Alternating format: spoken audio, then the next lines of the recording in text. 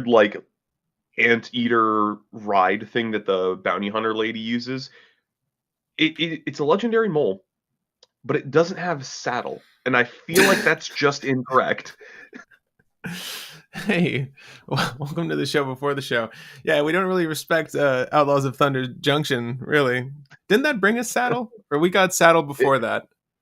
I think we got saddle from that. Right. I didn't realize that you started the stream right when I said No. that, but that's a funny thing to start the Yeah. stream on. Guys, Isn't it flavor weird that this loss. one mount, like canonical mount, doesn't have a saddle? So, welcome to the show before the show, where you check to make sure everything's working. Please let us know if our audio checks out and the stream quality is good. It looks like it's maybe frozen on my end. Okay, it looks like it's good. Guys, there's a fun poll going on. Please feel free to participate. I'm Patrick, your local game guy and host today. This is co-host Will. Hey, Will. So, Dude, not much. I'm feeling great. It's the weekend. I got a lot of work done this week. Fantastic. How accomplished I feel in my job and subsequently my life, because my life is my job. No, God, that's tragic. yeah, But I I feel was like gonna say like no, work to live, don't live to work. no, but it kind of becomes that way for a lot of people. I thankfully don't actually feel that way. I'm happy for my weekend. I'm getting to play a little bit of tennis after this, and then I'm getting to relax a little bit after this, which is gonna be fun. I'm working all through the holidays, so realistically, my job is my life, but it's gonna be okay. We have Avatar. That's why it'll be okay. From the 14th through the 20th, I believe, is the pre-release window. So good luck to everyone out there that is participating in a pre-release. I am envious. I may go out to my LGS to get some packs and play. I want all this stuff, so I'm pretty stoked for that. The set has a lot of really great cards. If you haven't seen the ones that we think are good for Commander, we did a video on just that. We covered all of the cards you should be picking up from the set, so good luck just pulling them during your pre-release. There's happens to be a lot of legendaries that are good in the 99. But there's also some really interesting tech too. I think the big thing to get, and the one staple I'd say, it's rare that we run into new staples with each successive set. But I would say that redirect lightning is a staple. So good Redirect luck. lightning is the new go-to red counterspell. Yeah, and I feel like it's gonna splash into a lot of lists too. I feel like even I mean blue has a lot of solutions for this, but is this even a good deck? And like is it a good it's a good card and like is it it's a good card it's a good card in any list. Because even like Yeah. some blue lists that have red in it, trip colors will use REB or Pyro, because it's just a good way to remove like those big blue threats while they're on the stack. Um, yeah, or Yeah, remove them off the field. Yeah, yeah, it's a good. I mean, they run deflecting SWAT. They'll probably be happy to run that as well, just for the fact that like it's another one mana counterspell. Because blue eventually runs out of like 0 and 1 mana right. counterspells, and they'll happily tech the new red one. Yeah, no, this is a good alternative for that. So if you haven't seen that video, feel free to check it out. We have today, however, a legendary tier list for you all. This has sort of been a running tradition here.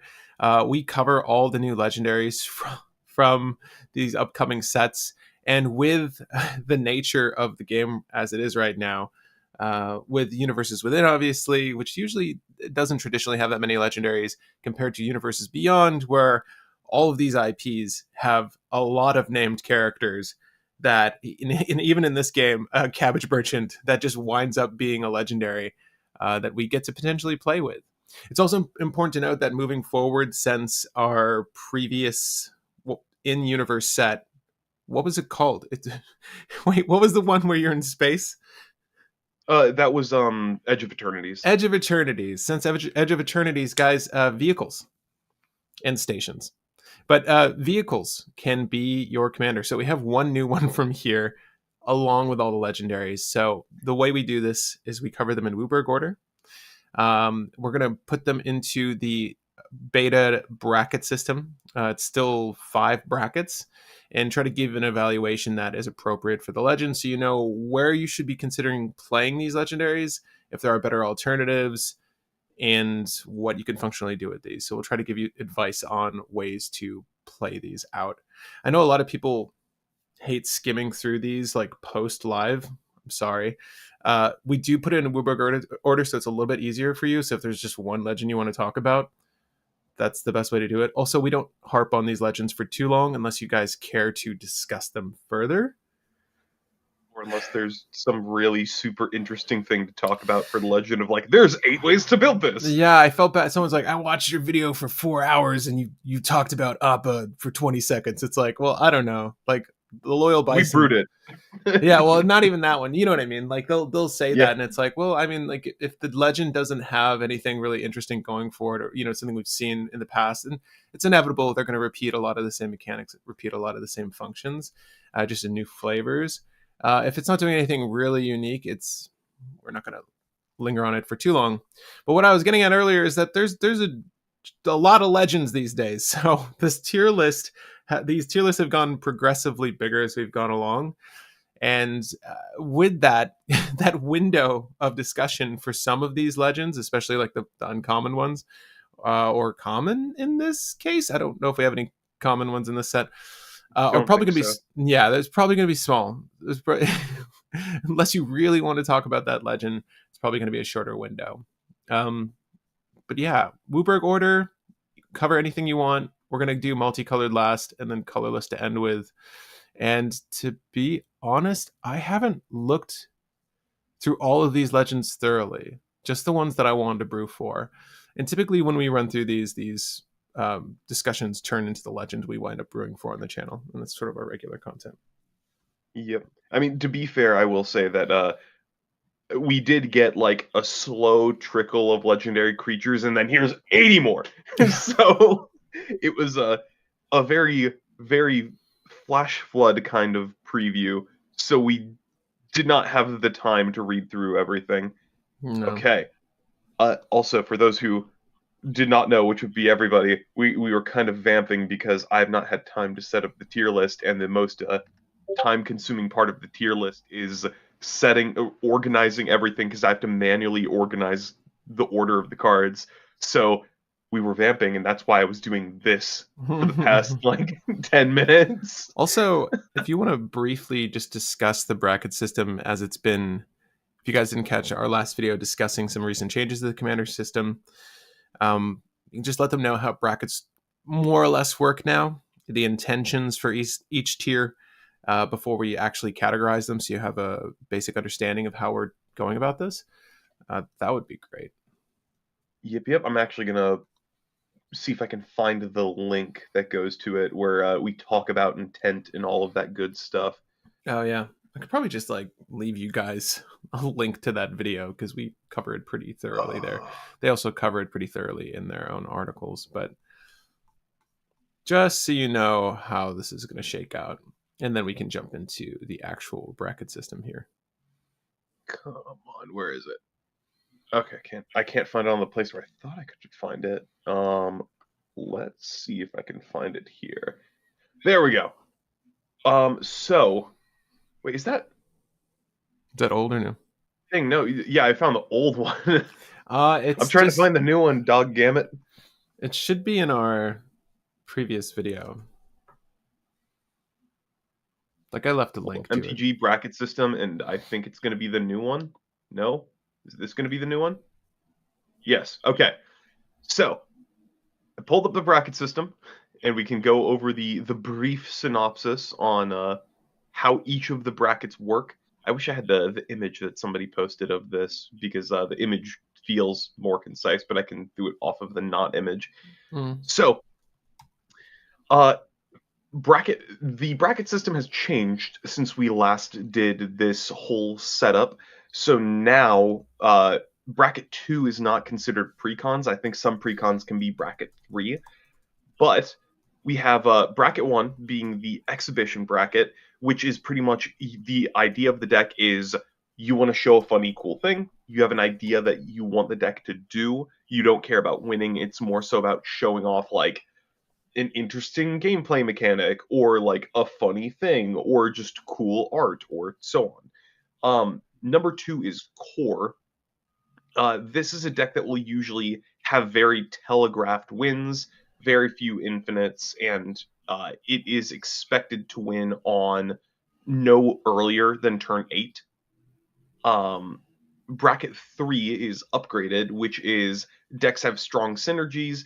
Uh, Game plan to win is usually collect a large amount of value and snowball that into a win. Usually not winning any earlier than turn 6. Optimized is not adhering to the cEDH metagame, but going for the most efficient routes that you can based around the deck that you want to play. You're still playing for fun, but you're playing at the most efficient level of gameplay to have your fun.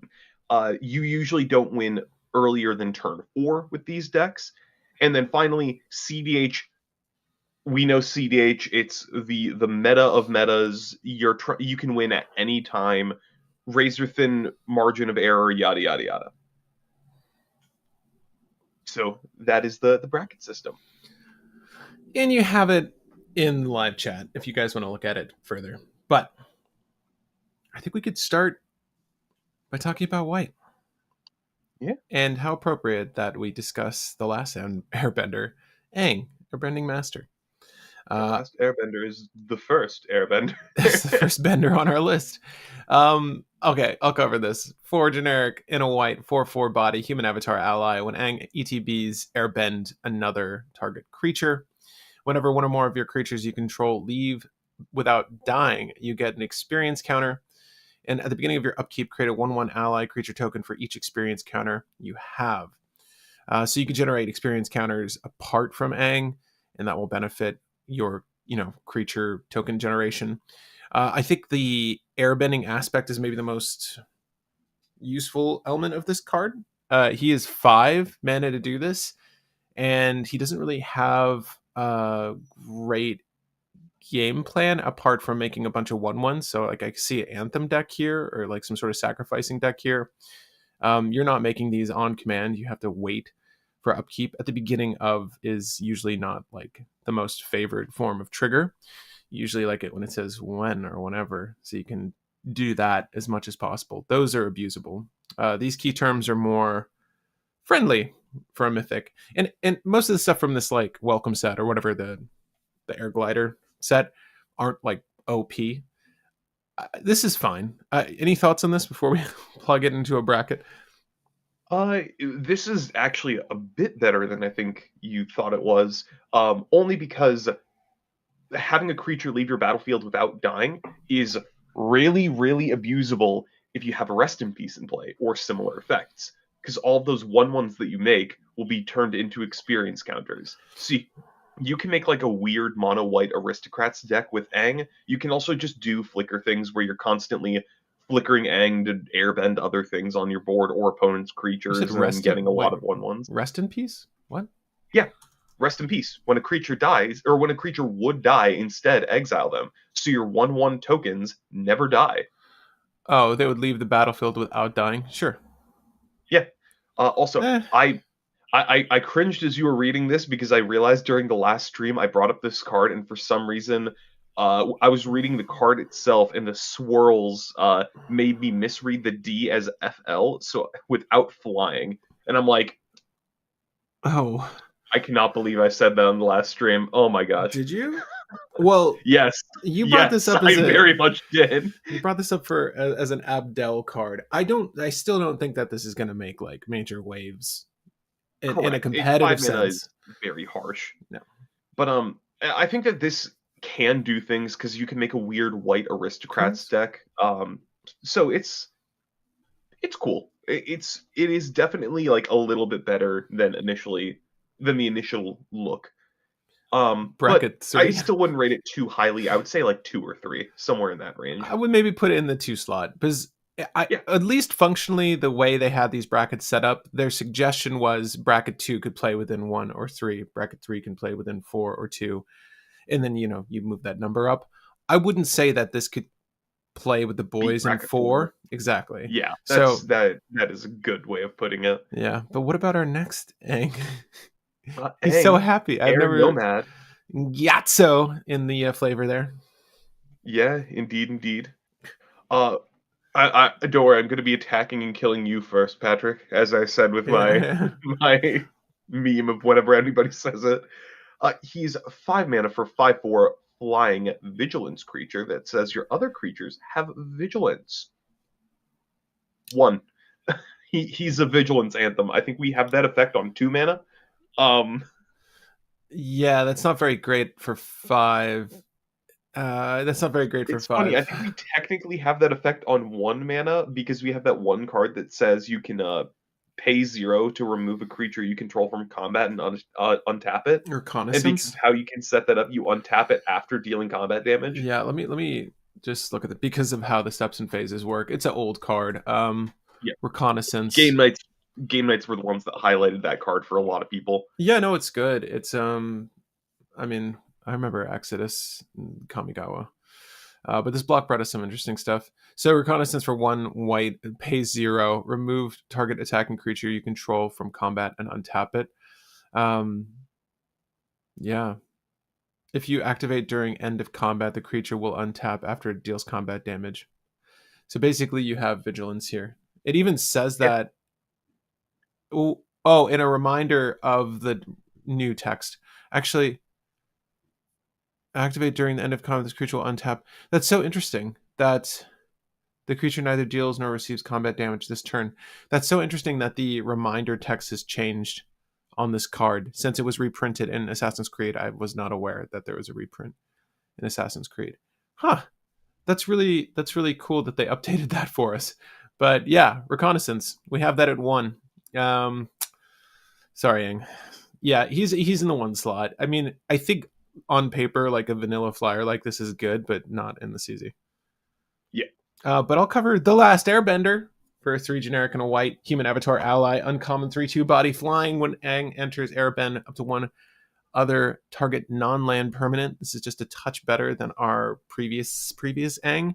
And then whenever you cast a lesson spell, Aang gains lifelink until end of turn. There are actually really good lifelinks in this lifelinks, really good Lessons, yeah. lessons, lifelink long lessons in this set. I would say that this is okay in the CZ. Yeah, yeah, better than the other Aang for the ETB, but the secondary effect is infinitely worse. Yeah, I would say that this is maybe 1 or 2. Yeah, I'd say this is a 1. The lesson effect usually is not going to be relevant because Oh, lifelinking? making a 3/2 have lifelink isn't going to change a lot. If you're in white, you're probably doing Better the lifelinking. Solstices. Yeah. There's much better to do in the CZ. When we throw things into 1, that doesn't mean you can't like construct with them. It just means that there's generally better things to do. Yeah. Uh, More likely than not, it's going to be a bracket 1 unless you are optimizing the ever loving crap out of it. Then maybe it's like a 2 or a 3. yeah.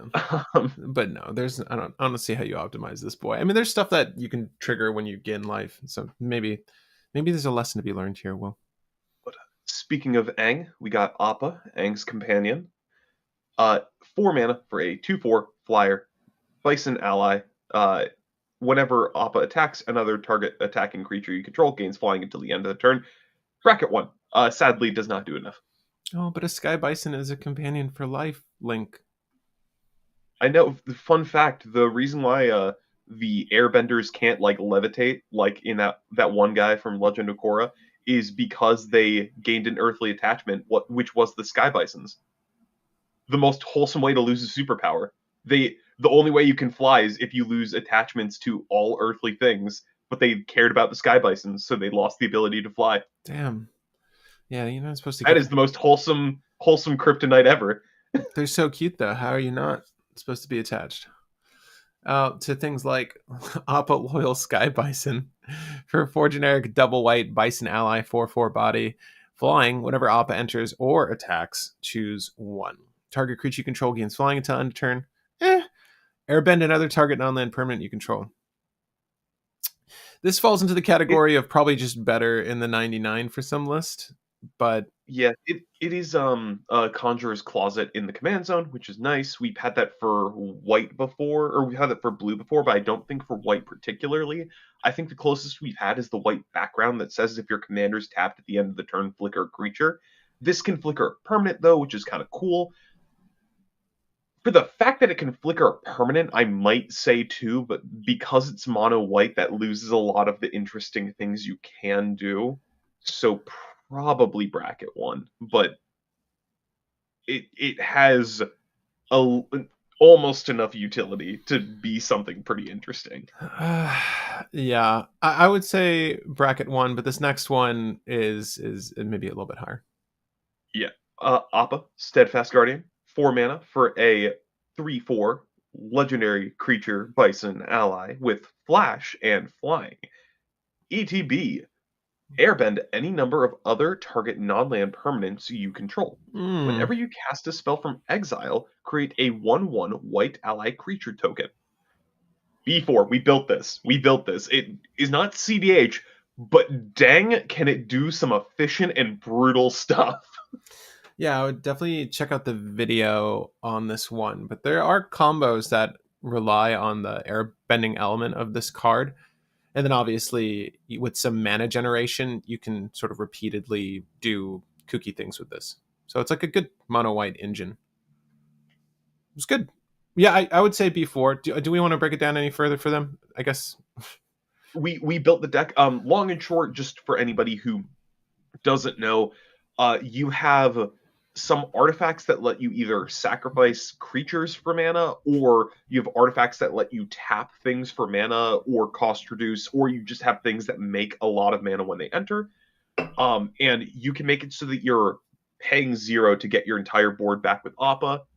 One of the cards being something like Felidar Guardian to flicker Appa, re-exile your board and go and go and go and go and go. And from there, with replaying your entire board in infinite number of times, you usually have some kind of win. Yeah. So that is how you Appa.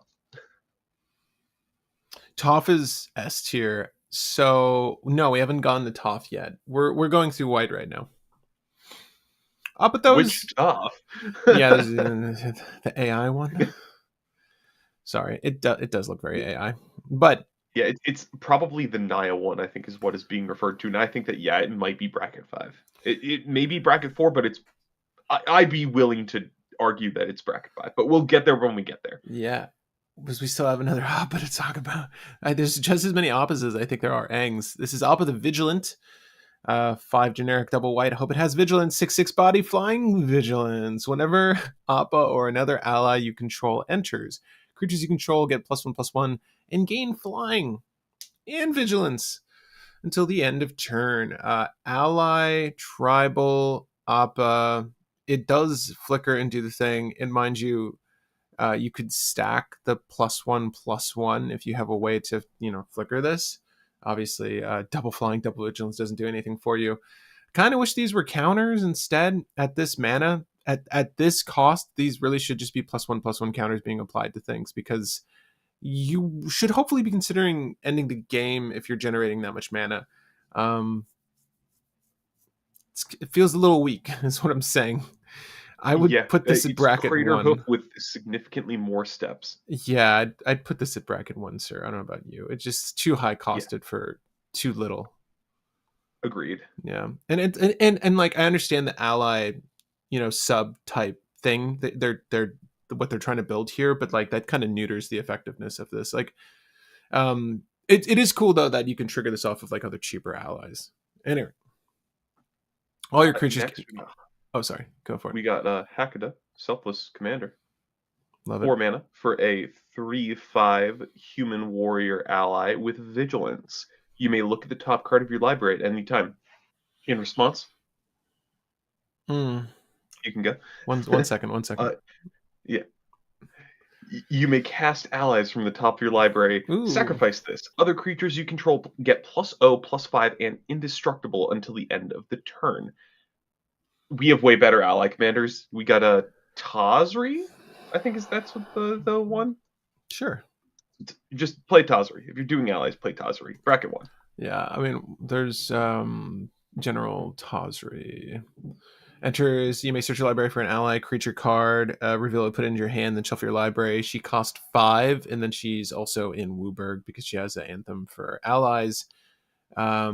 This guy cost 4, and can find allies off the top of, well, at least in our format, 99 cards or however many cards you're down to at that point.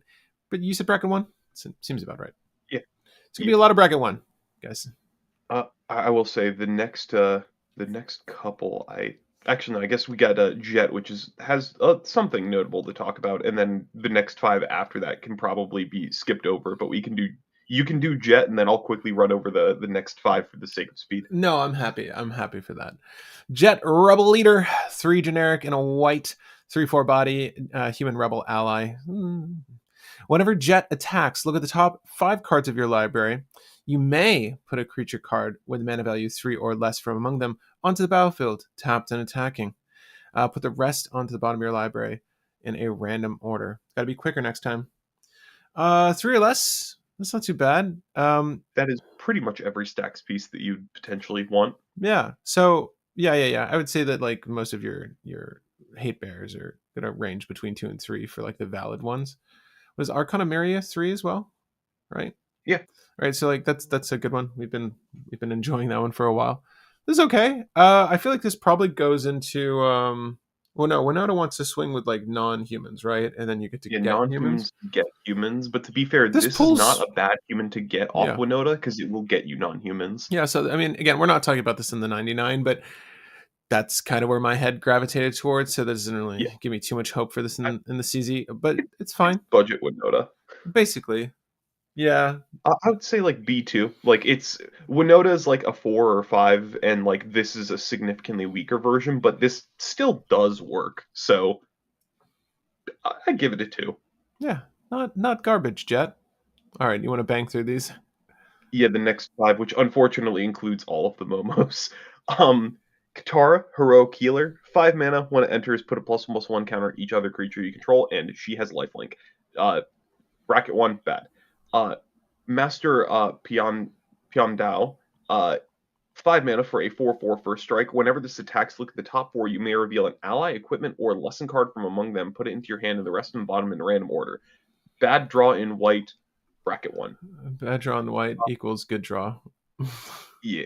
Momo friendly flyer. Ah. 1 mana for a 1/1 flyer that says whenever you the first non-lemur creature spell with flying you cast each turn costs 1 less to cast. Mm. Whenever another creature you control with flying enters, Momo gets +1/+1 until the end of the turn. As a commander, bracket one. It's just like 1 cost reduction per turn if you're specifically casting flyers. Momo, Playful Pet, 1 mana for a 1/1 flying vigilance that says whenever this leaves the battlefield, either make a food token or put a +1/+1 counter on a creature you control, or scry 2. Not good as a commander, bracket 1. And then finally, Momo, Rambunctious Rascal, 3 mana for a 1/1 flyer. When he enters, deal 4 damage to target tapped creature an opponent controls. That's just bad removal, bracket 1.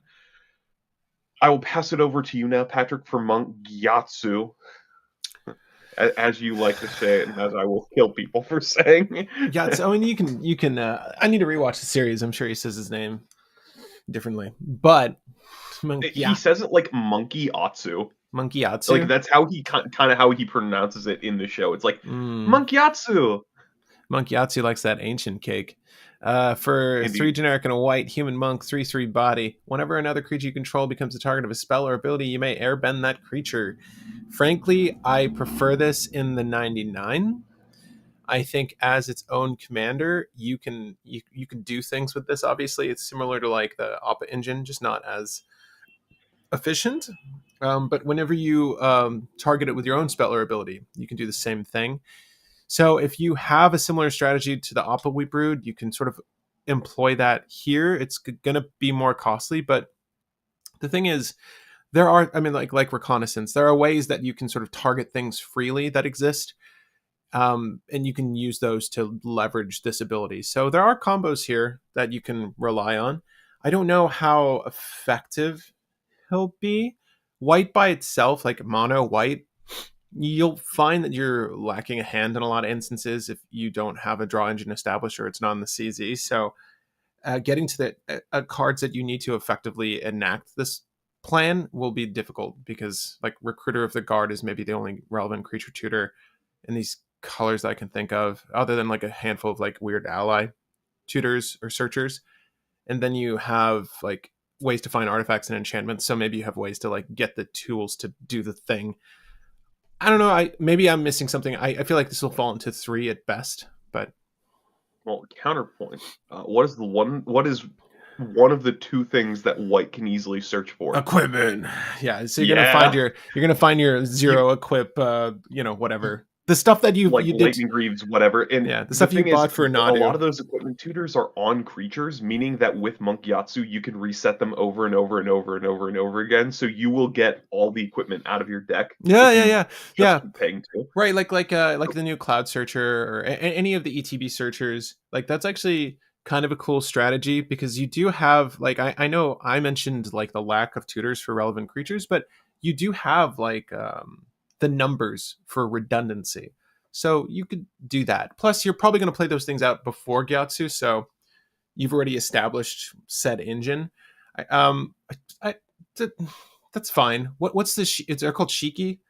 Shiko, I think Shiko, it's Shiko. the stuff that Nadu used, basically. Yeah. Just Mono White Nadus have been describing this because yeah, it's you have the same equipment target package as Nadu, and funnily enough, you have those weird white creatures that say like target a creature you control as the cost. yeah, yeah, yeah. 3 still. Yeah, still probably three, just because the only combos for the card are like uh Lightning Greaves plus Felidar Guardian plus a thing that makes 3 or more mana. Therefore, you have infinite mana. And then Mm. with that Stoneforge Mystic that you still have in play, which is what gets a Lightning Greaves, so I'm not going to count that as a card. With that Stoneforge Mystic you have in play, you can get every equipment out of your deck. With every equipment out of your deck, you just incidentally win the game because Yeah, you have something you do pre-set something up. like Mortar Pod or Mortar Pod is equipped creature has uh plus 0/+1 and has sacrificed this creature to deal 1 damage to any target. So you could just like Mortar Pod a thing with bodies. Is there a way to flicker this? Because you Yes, could Felidar Guardian. Felidar yeah. Guardian would be in this loop to do a setup. So you have infinites, but it is so many pieces Mm, that you may as well just do anything else. yeah. For at least infinites. However, for value, this gets a lot of value because I Yeah, think that's true. the what was the I was thinking about one thing as a good weird setup with this. Oh, just targeting your removal creatures over and over and over again to keep resetting them over again. So like not Fiend Hunter specifically, but like well, I guess Fiend Hunter if you can target it at instant speed, which makes it harder with the equipments, but still, if you can target Fiend Hunter at instant speed to exile it in response to its ETB trigger, good. You can just keep constantly sniping off all your opponent's stuff so that they don't have anything. So there's a lot of things that you can do with a Monkyatsu to just annoy people, especially considering the fact he protects your stuff. If any of your other creatures get targeted, he airbends them away to safety. Yeah, so you probably leave Lightning Greaves on his ass until you're trying to do something. Yep. At any rate, Breck 3. Pipsqueak, sir? Yeah. Yeah. Pipsqueak. Rebel Strong Arm. 3 mana for a 4/4, which pretty good. Can't attack alone unless it has a +1/+1 counter on it. Wah, Um, wah. yeah, better Voltron commanders. Bracket one. Yeah, sorry, Pipsqueak.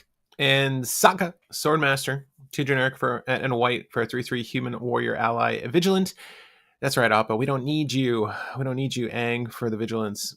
Equipment spells you cast cost 1 less to cast for each ally you control. Well, this is 1, so okay. I guess we're going Voltron here too. At the beginning of each combat on your turn, attach up to 1 target equipment you control to Sokka. I like the auto equip stuff quite a bit. I don't think that this is better than, say, like the equivalent Balan for doing a similar equipment build or some sort of Arden line of play with a partner pairing. I do like auto attach stuff though in like your Boros setting, and this is mono white. So again, like Will said, you have a lot of tutors for equipment and auras. You're gonna run equipment lines here. It's fine. I'd say it's like bracket 2. I feel like you could do cool things with this Soka. Yeah, the cost reduction does give some availability to cool lines and things, so better than just a mono white Arden. So I'll give him a 2. Yeah, definitely better than a mono white Arden by himself. Next one. Sokka, Wolf Cove Protector, 3 mana for a 3/3 vigilance. Def- That is it. good, good card. Yeah, and a lot of these cards, you'll notice they build them out like they would creatures from a regular set. You know, like you'll have like that one uncommon who's just quite good to have in the list, but because it's based off of this IP, it just happens to be a legendary creature. So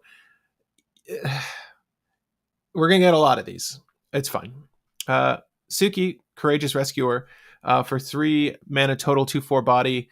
Other creatures you control get +1/+0. Whenever another permanent you control leaves the battlefield during your turn, create a 1/1 ally creature token. This ability triggers only once each a turn. So that hampers this quite a bit. I would say that this I mean, it is, does stop it from going infinite yeah, by itself. yeah, which we do want. This ability triggers only once each turn. If there's a new instance of Suki, then yes, you could do this more times, but that's just adding hurdles to this sort of token generating process. I feel like there are better token generating decks. One, Yeah. she's not She's a good bad. anthem for the 99 that also like incidentally slow builds you a board because you can Mm. crack a fetch on each player's turn to get like a couple 1/1s. You can make them into 2/1s because she exists. Is she a But two? Is she a that's two? better as a no, she's a 1. She's Mm. better as a value generation in the 99. And we have a what is it called? The one commander that has power equal to the number of creatures you control, and when you attack, you make a 1/1 attacking each opponent as well. Oh, yeah, That's just a better version of this. pretty much. What about? Other Suki, Kyoshi Captain, 3 mana for 3/3. Other warriors you control have +1/+1. You get that one extra toughness, Yeah, and you can pay 4 attacking warriors you control gain double strike. Uh, it's just an anthem and double strike. Bracket 1. sorry, Suki. The Duke, Rebel Sentry. We're Duke. getting to the good stuff here, guys. For a white 0/1 body, the Duke enters with a +1/+1 counter on him. You may tap, remove a counter from the Duke, put a 1/1 counter on another target creature you control. It gains hexproof until end of turn. Unironically, like decent form of like mother effect, kind of, right? Instead of protection, hexproof. Unfortunately, you get to do it the one time for sure, and then not at all after. This is If you a want a mother effect in the command zone, run Skrelv. And people don't even run no, Skrelv in the command zone. pretty much. Scrub is good, at least in the deck I play it in. It's fine. The Duke is fine. Bracket 1 for 1 white. Yeah, That puts agreed. us through white. All right. Well, I know you've been wanting to talk about Grand, so I know. Grand OP.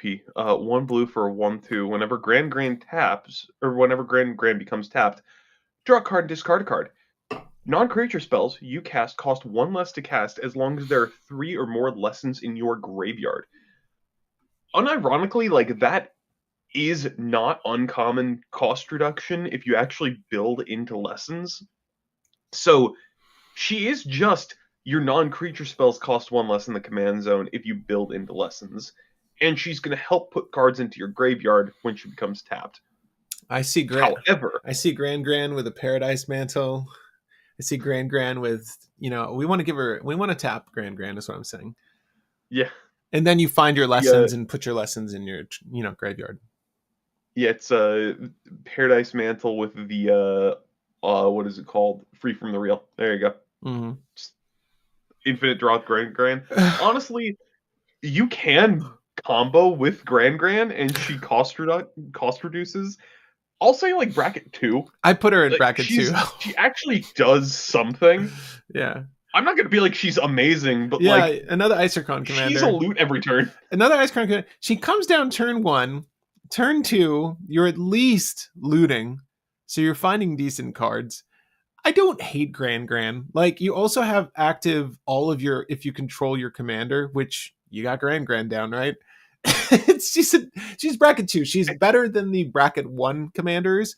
I wouldn't say you should play this as your mono blue commander. Yes, because eventually, also it's funny because look at every other looter in the game; they're all 2 mana. She Yeah, is yeah. a full turn faster than every other looter in the Take game. that, Jace. Take that, Jace. Vryn's prodigy. The Grand doesn't even try to put on those airs. She has no superlatives. She's just Grand. Grand's cooking. Yeah. Speaking of prodigies, Katara Bending Prodigy. Have you heard of her? 2 generic and a blue. Huh? You, Yes, I have. you can't knock me down, bro. 2/3 at the beginning of your end step. If Katara is tapped, put a 1/1 counter on her. Hell yeah. Waterbend 6, draw a card. Look at that. You have an outlet in the CZ. Not too Well, really dissimilar to quick Thrasios. question, Patrick. Uh, since this is the first time that we've brought up waterbending on the stream for this specific stream, what Oh. does waterbending do, Patrick? Well, I mean, there's the reminder. But Yeah, I'll say, yeah. while paying a waterbend cost, you can tap your artifacts and creatures to help. Each one pays for 1 generic value. You'll notice there is a trend with the waterbending cost. They're all generic, if I'm not mistaken. So you are able Yes. to reduce this down to 0, provided you have token or non-token creatures or artifacts. So that's actually So quite convoke and improvise. yeah. It's quite good. Waterbending is a decent effect, especially here. This doesn't have any baked in token generation. It does have counter generation, so you're getting an exceedingly big Katara. And there's again the same ways you would tap Cran, you'd probably use to tap Katara. Those same moves work here. It's okay. I do think that this has a game plan. Like if you have a way to generate a lot of tokens, you just go through your entire deck. In mono blue, I couldn't tell you what that plan is. I mean, I've seen like the Psy decks of the world. I know it's a thing. So Yet, this guitar can kind of just draw through your entire deck in one turn, depending on what you hit. There's a lot of ways to reset with this Katara to keep going. You can either use retract effects, just pick up all your artifacts, replay all your 0 costs, and then keep going, or you can use on cast to make token effects to keep going, or make tokens on draw, or blah blah blah blah yeah, blah. Anything that just says make artifacts or creatures will let you keep digging with Katara to keep drawing more cards to keep going further and further and further. The cards you draw will help make more tokens to keep going. There are theoretical infinites left, right, and center with yeah, this, and you have stuff like training grounds that still exist to help reduce the cost of this even further. yeah. Which you can And do. Which you can do. and then you got a mass untap effects like a dramatic I reversal. was gonna say Chris's statement will ring true for a lot of the mono blue stuff. Yeah, and Isochron Scepter, yes. Yeah. So Uh, I would say this is probably 2. bracket 4 just by the fact of like it's better Thrasios in air quotes, only because this kind of gets you a card in hand and a land in play together versus Thrasios getting you one or the other.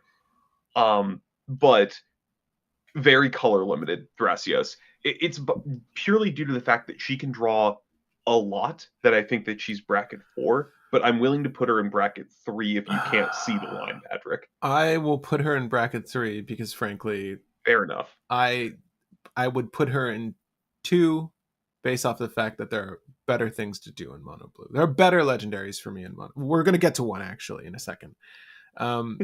There is no better legendary than the next one in mono blue. So, well, people still like Urza. Come on, Urza Control. Urza's irrelevant in comparison to Yeah. this next commander. Well, this Urza's- next commander is okay. format warping. Well, it's good. Format warping. All right, well, tell me about this Next one. master. Katara Waterbending Master. 1 and a blue for a 1/3 legendary creature, human warrior ally. It's warrior! It's a Majil card! Yeah. Whenever you cast a spell during an opponent's turn, get an experience counter. Man, you can get a lot of experience counters from it. I hope that she doesn't do anything too egregious with those experience counters. When she attacks, draw a card for each experience counter you have, and discard a card. If you do discard a card. So first off, that's May draw, which is relevant for if you chain together Katara effects to keep going. But This is the most egregious commander I think that we've ever had printed. In mono blue. In mono blue. I kind of in general, I honestly am probably more scared of this than I am of Gristlebrand. Grizzlebrand is like Thanos, right? He's inevitable. If you see a drop, he'll probably win. This is more consistent for sure. Thing is, it lands very early. I think that this will get hated out of games pretty easy with early removal, and then the stuff that's like slower, grindier will probably be okay. But the thing is, Patrick, what if there's two of them? if there's two of them, you're just screwed because the level of control that you guys are going to face will be unruly. Because the deck, as we built it, and as we would probably recommend building it, is just going to be chocked full to the brim with interaction. Like all the free interaction, all the low cost interaction, all of the playable, useful interaction. And we were averaging like 2 to 3 spells off turn and getting high experience counter rates and winning by turn, I would say, for a control deck very quickly, like 4 or 5. Because this ultimately becomes like a time warp deck. It becomes a extra turns deck. Once you hit that critical mass of experience counters, you can pretty much draw all your Like conclusions. I think somewhere between 7 and 10 is usually the sweet spot for where you can Should be. kind of consistently win. Yeah, where you should be. Where you should be. We obviously when we goldfish these things, we sort of keep greedier hands, and realistically in a normal match you'd probably just keep a hand that has decent control and a way to get guitar down pretty early, and then the rest is sort of, it's really simple. I mean, you just need to attack and stop people from doing things. That's pretty much I, it. I don't think we've ever had like a bad hand No, we with didn't this deck, we which didn't really mull shows that the much. stupid levels of consistency of just having 58 pieces of interaction in a deck and your interaction becoming draw. So for me, cheese bracket 5, I think this is a Yes. very good mono blue commander, probably the best we've seen to date. It's probably the best because I mean it just does what blue wants to do, plus a lot of draw, like an egregious amount of draw. Yeah. And Yeah. if she dies, it's important to note that the experience counters aren't attached to her. They're attached to you, the player. So you whatever experience she's gained, you've gained. So yeah. Yeah. Removing her doesn't stop her, it just slows her down. Yeah, and you can run. I don't even know if we use lightning greaves, but you can run stuff like that to just make sure she's fine, and you don't have to worry about using your protection or your interaction to protect her. You can just get away with having a shroud or hexproof sort of effect on her. At any rate, Yeah. she's good. Bracket 5. But what about Yeah, indeed. Master Paku? I think this one's you. Oh shit, you're right. For generic and blue, 1/3 body, human advisor, ally, prowess. We know this effect well. Whenever Paku becomes tapped, target player mills X cards, where X is the number of lessons in your graveyard. I kind of wish this was based off of power instead. That would be more interesting with someone who has prowess attached to them. Bracket 1. I will say bracket 2 only because if you're playing a lesson deck, you have target player mill equal to the number of lessons Yourself. in your Yeah, yeah, graveyard. yeah. So you can just cram every single lesson into this deck and just twiddle the absolute crap out of Master Paku to just start milling people for their entire libraries. I think this is one of the better mill commanders we've had in a while, but you have to build in like several different directions to make it work, so it's going to be inconsistent. So I'll say bracket 2, I would only need to because you have an see actual game I plan. would need to see the lesson count for this to be effective, but sure. Actually, let me. I will In do blue, you yeah, one in blue. right now. In I blue. Let's see. Lesson in blue. The number of lessons in blue is 21. There are 21 lessons that you can run in a mono blue deck. And you're probably gonna jam all of them, right? Yep. And for Okay. the first couple of taps, you're going to be milling yourself. Right. More And likely like than not, so that you can get as many as you can engrave. and realistically, how many of these lessons are playable? Uh, Like if they're just in your let's hand. see. If they're just in your hand. It's usually the ones. It's going to be the ones from the Avatar set mostly. Yeah. So it's like, For most of them, I'm sure. yeah, there's about like 8 unplayable lessons roughly, and so that's a total of 13 playable lessons. Okay, so not garbage. We could save 2. We can say 2. I'm happy with that. Alright.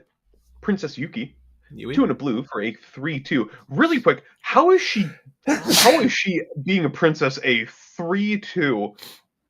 Continuing. She ain't that kind of princess. Whenever she dies, she was a non-land creature returned to the battlefield tapped under your control. She is a land named Moon. She gains tap, add a colorless. She can also tap to scry 2. Is there a Um, token for this? Oh, I well, don't think so. they didn't make a moon token? No, it's like how they didn't make an elk token for Oko. Oh, I mean, I guess there wouldn't be a token. I'm sorry. Correct. She It's a comes back as modifier. the moon. Okay, sorry. Huh. Feelings? His girlfriend turned into the moon. Bracket 1. Bracket 1. Like she scries 2, and then when she dies, she comes back as another thing that scries 2 or gets you a mana. I almost wish she generated 2 mana. I kind of wish she was just like a soul ring. So scries 2, produces 2. I mean, yeah, that would be she'd be fair still, even if she did that, because it's like, oh yeah, your commander is meh, or you have a worn power stone as Yeah, a as your thing. commander. Neat. It's worn power stone, but with more steps. Yeah, way more steps. And this isn't accounting for her being exiled. It doesn't Anyways, account for the emotional cost of having your girlfriend turn into the moon. God, sorry, sorry, bro. To Spirited Glider, 3 generic and a blue, 1/4 body, flying, of course. Flying. It should be like flying on your turn or some shit. Whenever one or more creatures you control with flying attack, draw a card, then discard a card. Okay. When you discard a non-land card this way, put a 1/1 counter on target creature you control. Oh, this will go in the body of Paku so that you can, discard your lessons. But by himself is bracket 1. Yeah, it's not even draw a card every turn No. for 4. It is loot a card every turn for 4, because you need to. If you attack with 20 creatures at 3 enemies, it's still only 1 card draw and 1 card discard. Mm-hmm. That's okay. Yeah. The blue spirit. Wonder who he could be. Mm-hmm. 4 mana, 2/4 for legendary creature, human rogue ally. Uh, you may cast the first creature spell you cast each turn as though it has flash. Interesting. Whenever a non-token creature you control enters during combat, draw a card. Huh. Neat. You can do some cool flicker stuff with this, where you flicker mid-combat for some of your things. You can also just run a flash deck to do things, and you can do a ninjutsu deck. Would you play this over Yuriko? Probably not, but there are still things to do, so I'm going to say bracket 2. Also, funny thing with just playing Shimmermere and playing all of the Mem Knights in one go, you can honestly. I'm There's more talking here. myself into maybe making it bracket 3, but I still don't think it's going to be bracket 3. No. There are ways that you can draw a lot of cards in combat with this by just Yeah. flashing in all the artifact creatures with Shimmermere, and then just cost reducing. Right. So The maybe bracket 3, but more likely than not bracket 2. Right. Well, what are the? Is there like a Cloudstone line of play where you could just like bounce? It can't be an artifact. It can't be a Memnite. It would need to be like 0 cost creatures that weren't artifact based. There's also Yes, so it's like ancestral. Born Upon a Wind with a self cost reducing creature, which in blue there is 1, but you'd need 2 to make it work. So, Well, you can also do like ancestral statue stuff, right?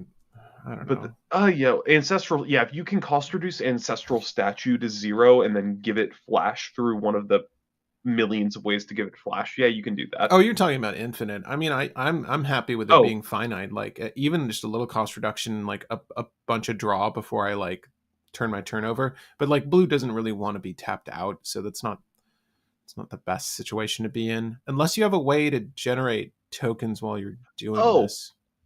funny thing. Whenever a creature you control enters during combat, not your combat, Yeah, yeah. so you Other can turns. theoretically go guide to the right before your turn, Yeah, yeah. Exactly, do the exactly. thing. So you're Yeah. not tapped out. No, no, no, no. And also, it's kind of cool how the first creature spell you cast has flash, each turn. Yeah. Each turn. So Which, yeah, that does mean that you're just playing a creature on each player's turn during combat to get a little bit of value. I don't hate it. I mean, this is Bracket obviously 3, yeah, That's actually surprisingly more draw than I thought. I'd say bracket 3. I'm still gonna put it in 2. I would want to build this and then see how we feel. But 4 is a high costed commander. Yeah, 4 is a high cost, but it is like 3 to 4 additional draw every turn, depending on like if you have creatures to play. Is this better than the Katara that we have in 3? Uh, Probably not. no, not at all. Okay, The then the 2. Qatar Then we have 2. on 3 is I like think actually I gross. think this engine's just a little too difficult to like maneuver. But it like the Blue Spirit would be fun to brew. Yeah. Yeah. Okay, fair enough. Did I am Uh, I reading this one? You read this one. yeah. Oh, yeah. I read Blue Spirit. Screw it. I'll read this one. Sure. The Mechanist, Aerial Artisan. Uh, really quick. Did he never get a name in the show? Like we had his son, who's the glider, Tao. So I guess he was just Tao's dad in the show. Okay. Um, 3 mana for legendary creature, human artificer ally with 1 power and 3 toughness. Whenever you cast a non-creature spell, create a clue. Then you may tap, and then until the end of the turn, target artifact token you control becomes a 3/1 construct or artifact creature with flying.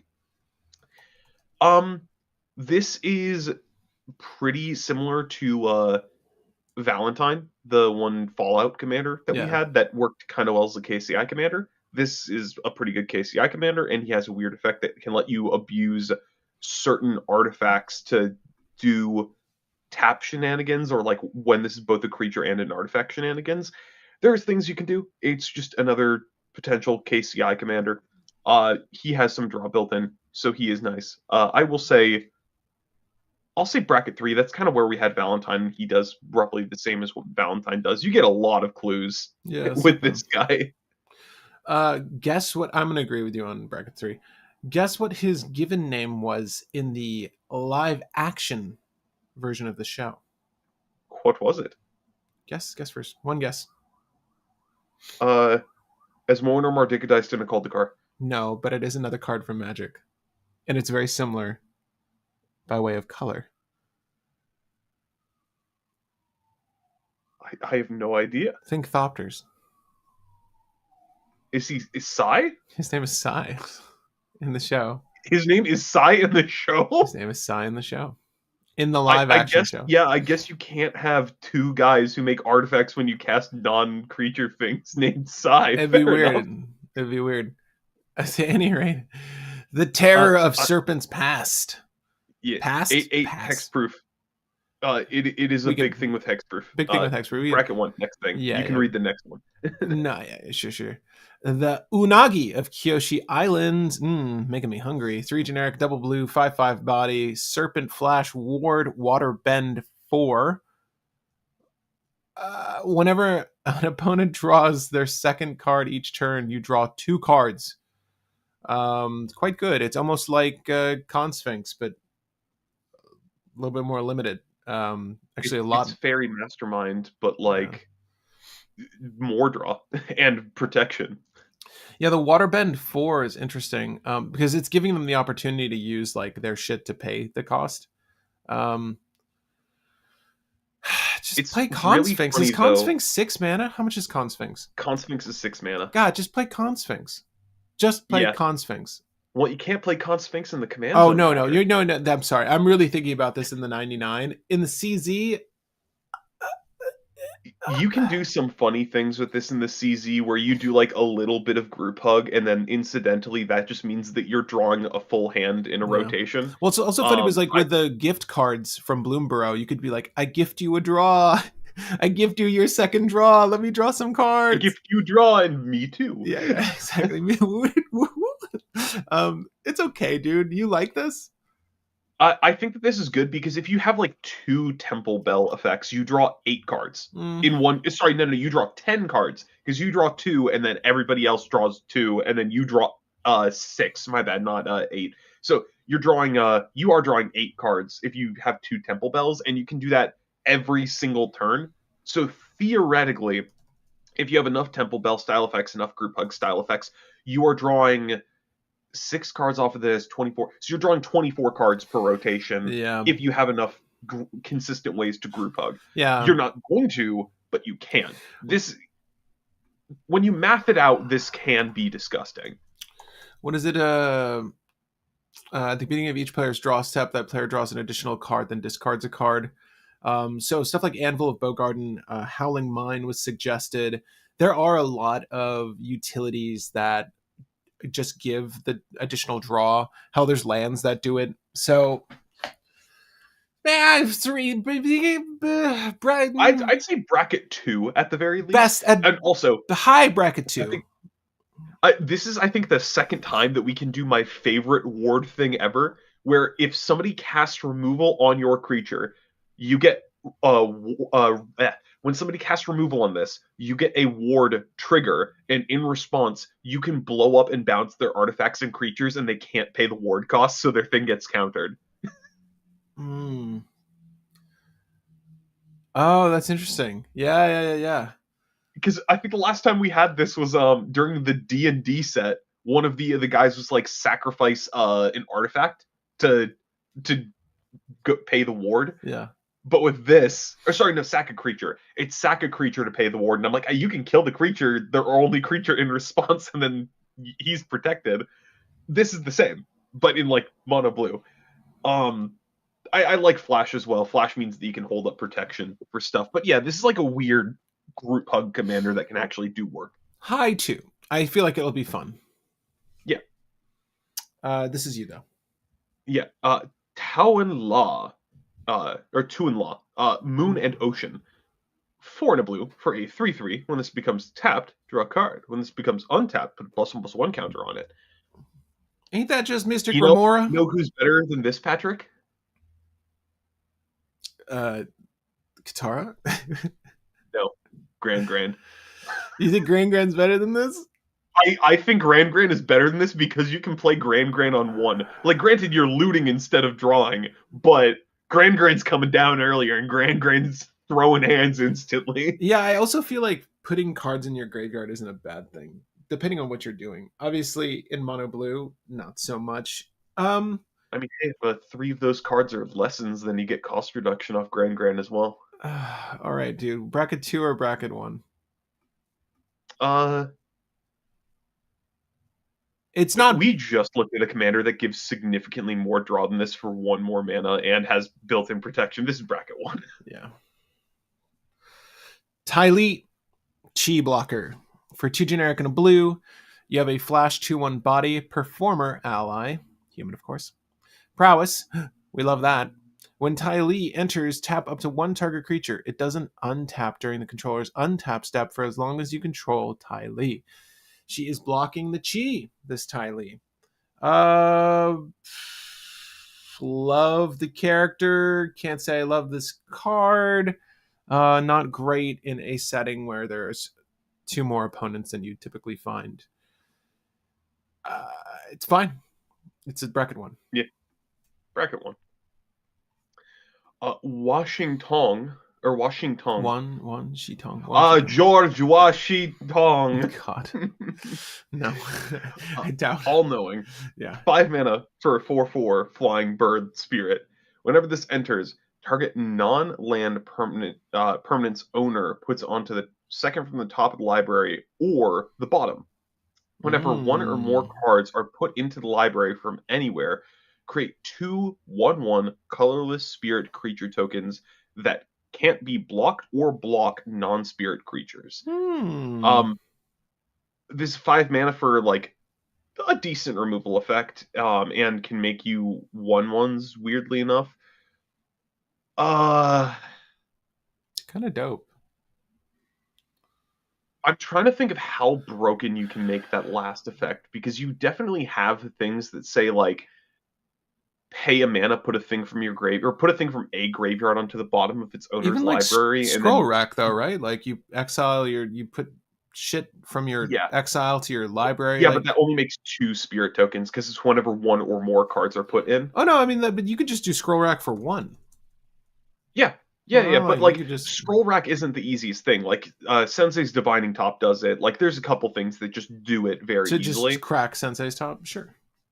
Yeah. Well, I mean, So you have a lot you can of just ways put to. Sensei's Top on top and make 2/1/1s. You can shuffle a thing from the graveyard or put a thing from the graveyard onto the bottom of its Okay, owner's so like library. you That Mystic does things. Forge, you miss. I mean, you're already winning the game at this point. But if you Mystic Forge Sensei's Top, yes, you can like make infinite. Well, not infinite, but you get what I'm saying. You could. well, I don't know. This is fine. I making a bunch of one I ones is not great in and of itself. You need these things to have haste or ways to Yeah, sack like them or do something with them. you can use Ashnod's Altar and like any of the artifacts that just say pay two, put a thing from the graveyard on the bottom of its owner's library, Yeah. and that makes you either a lot of 1/1s or that makes you a lot of mana, which you can parlay into something. But I don't know how well that works at winning the game. Two. Um, I think there's a package here. There's a package here. It's it's probably effective. It's it is not. so much weird investment because weirdly enough, you run out of cards in graveyard before you can do something super relevant with this. Yeah. The fact that it's 5 mana and it's so clunky, I'm gonna say bracket one, but there's definitely something here. I feel like this is gonna be about as clunky as my good old Hakeem deck that I built forever Yeah. ago, Is there and like a way that to? deck won games out of like 40. Is there like a elixir of immortality kind of, you know, shuffle titan kind of thing you can do? I don't know. Eh, The way that you do it is with one of the lantern effects, eh. like it's like Kami Lantern or something like that. Let me look up the There's thing. a few. I There's a have the few. image of the card in my head. It's like this purple lantern. Um,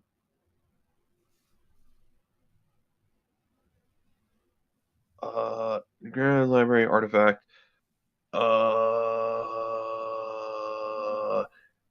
uh, Reto Lantern. Reito Lantern. Rito? There's a bunch of effects like this, and it's just 3 mana. Put target card from a graveyard on the bottom of its owner's library. Yeah. There's a there's also like effects that are 2 mana do the same thing. Yeah, that's what But we yeah. want. That's what we want. We want to be Oh, up sorry. one. Uh, Bark Harvester does it, but it's only your graveyard. Uh, Just need some self mill. You just need some self mill, sir.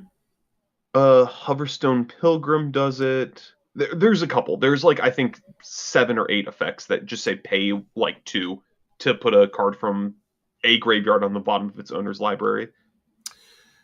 Um, I still say bracket two. I say one because the fact that it's 5 mana and it's so clunky, like to do the thing feels hard. I'm Feels like it's not gonna work most of the time. fine to move it down then, because I'm not either here nor there on this one. But I know people are excited to try it out. This other one, Shitong though, is fine. So X and double blue. Let's just say double blue because realistically, you're probably going to cast it for that. 1/1 Yeah, bird spirit flash flying vigilance when Wan but Shitong Patrick, enters. it can be a dramatic reversal commander. Yeah, I know, dude. I know. They're all dramatic reversal commanders. We're all dramatic reversal commanders. Basically, though, if you did have infinite mana, you can draw half your deck rounded down. Basically, just do the math to draw everything but, I don't know, 3 cards, 4 cards, whatever you need to win. And then whenever an opponent searches their library, put a 1/1 counter on Wenchi Tong and draw a card. This is probably the most relevant aspect of this legendary. It's good. It's again, we talked about Archivist of Ogma the other day. This is basically a better version of that in blue and something you can play in the CZ. I don't know that you need this in the CZ, and Archivist isn't really played in the 99 anywhere. So just contemplate that. Yes, you can use this to draw effectively, though. People will wait till like, you take your turn or some shit to actually crack their fetch lands, and then like the flash on this is pretty obvious. Like they're not going to let you get a I mean, free draw. if you're just tossing this out turn two, like most people are just kind of stuck on it. And in casual, people play Explosive Vegetation Ramp and all that, and you can use the bad not Feel the Dead Strip Mine. You can use the bad Strip Mine effects that Mm-hmm. allow players to search for more lands and get some draw out of this. So like this has grind value. Like this will draw you like a couple cards throughout the game. I think from Archivist of Ogma experience, it's only drawing you about like 5, 6 cards in throughout the entire Max. game, even in a casual game. Max. Yeah. That's like the top So like, end, not an average.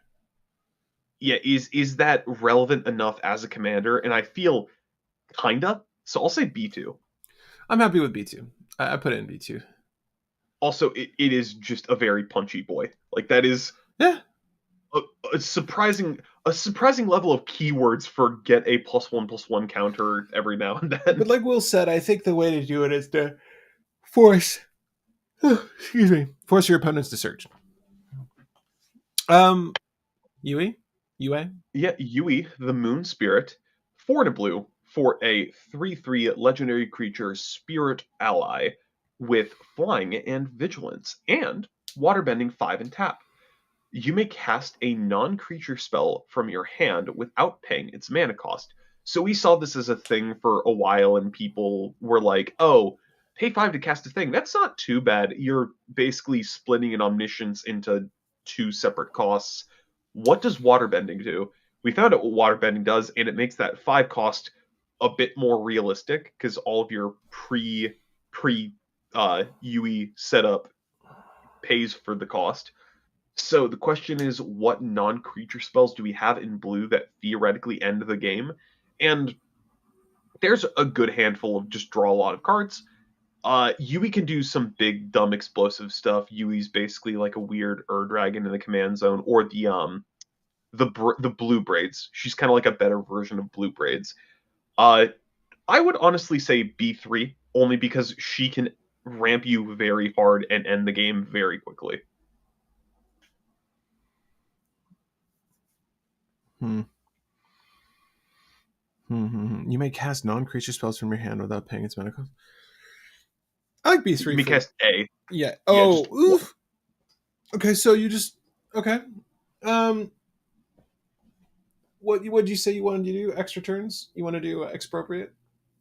Well, you can do anything that's just a big dumb end the game. I think the most notable is Enter the Infinite. Just draw your deck and then put 1 card back on top. That's the way that you can just instantly end. But if you wanted, you can do extra turns. You can also just do the big blue enchantments or artifacts that draw you extra cards per turn. So like you can keep your hand full with Yui, and the fact that she has vigilance so you can attack is kind of relevant, but not really. It's more so the fact that you can play any of the big scary things that cost like 8 for kind of for free. You have to tap. You're probably paying like 3 mana every time you do it, but Hmm. that's still a lot of cost reduction in blue, which is usually the thing that blue has an issue with. Blue doesn't make mana. I would say that this is a really cool top end casual deck. Yeah, Yeah, it fits 3. if it's three. Our first black card. Yeah, Am I on it? I think I'm on it. Azula on the yeah. hunt.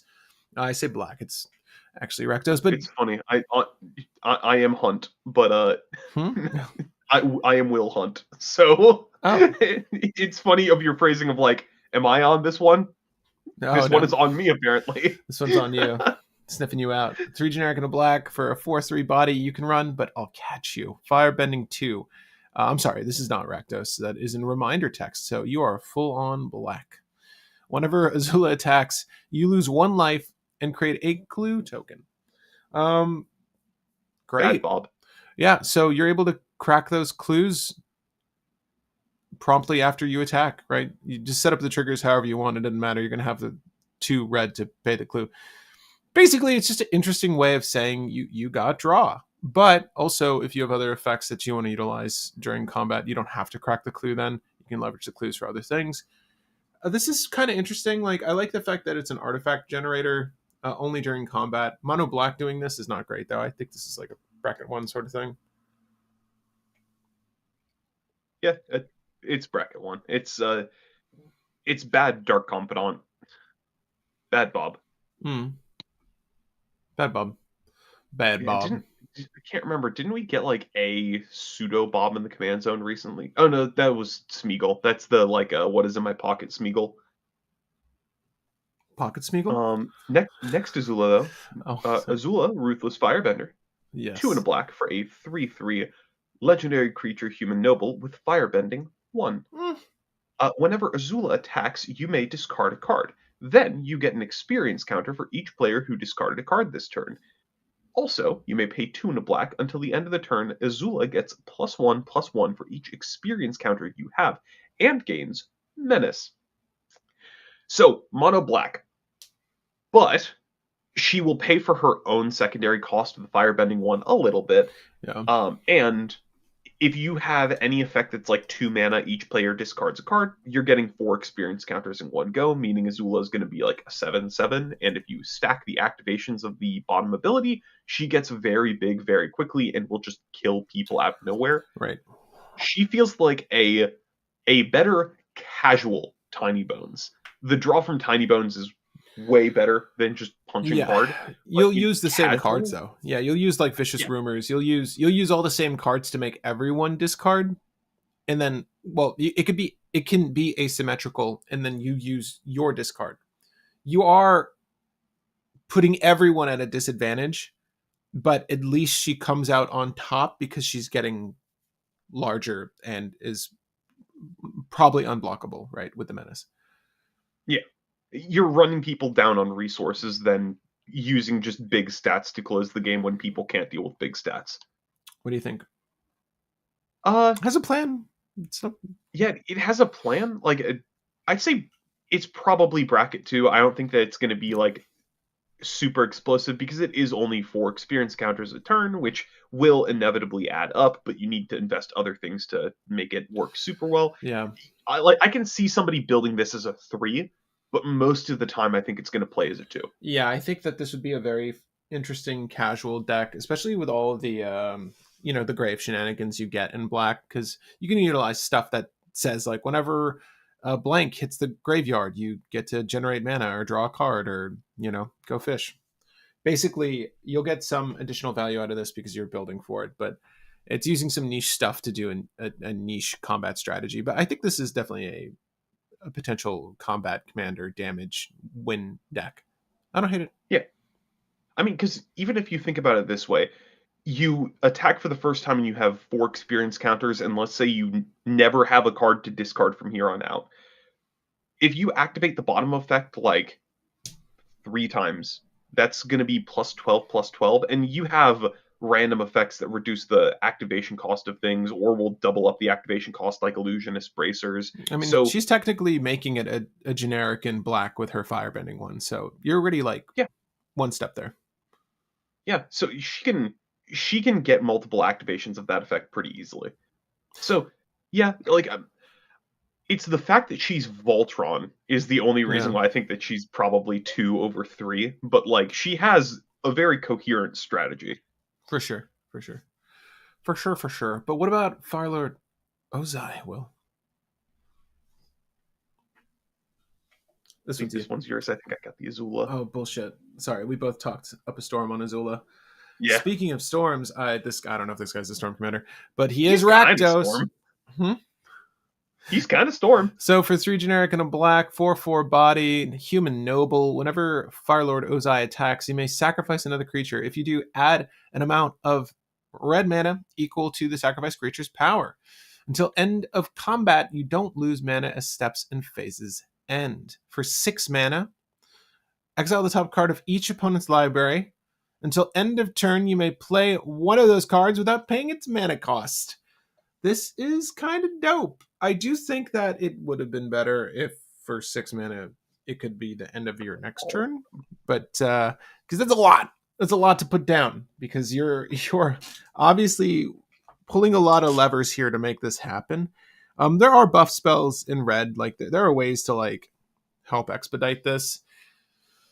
But basically, you have what is like a burnt offering for the red end on the top effect. He does need to attack to do it, though, so it's a little slow.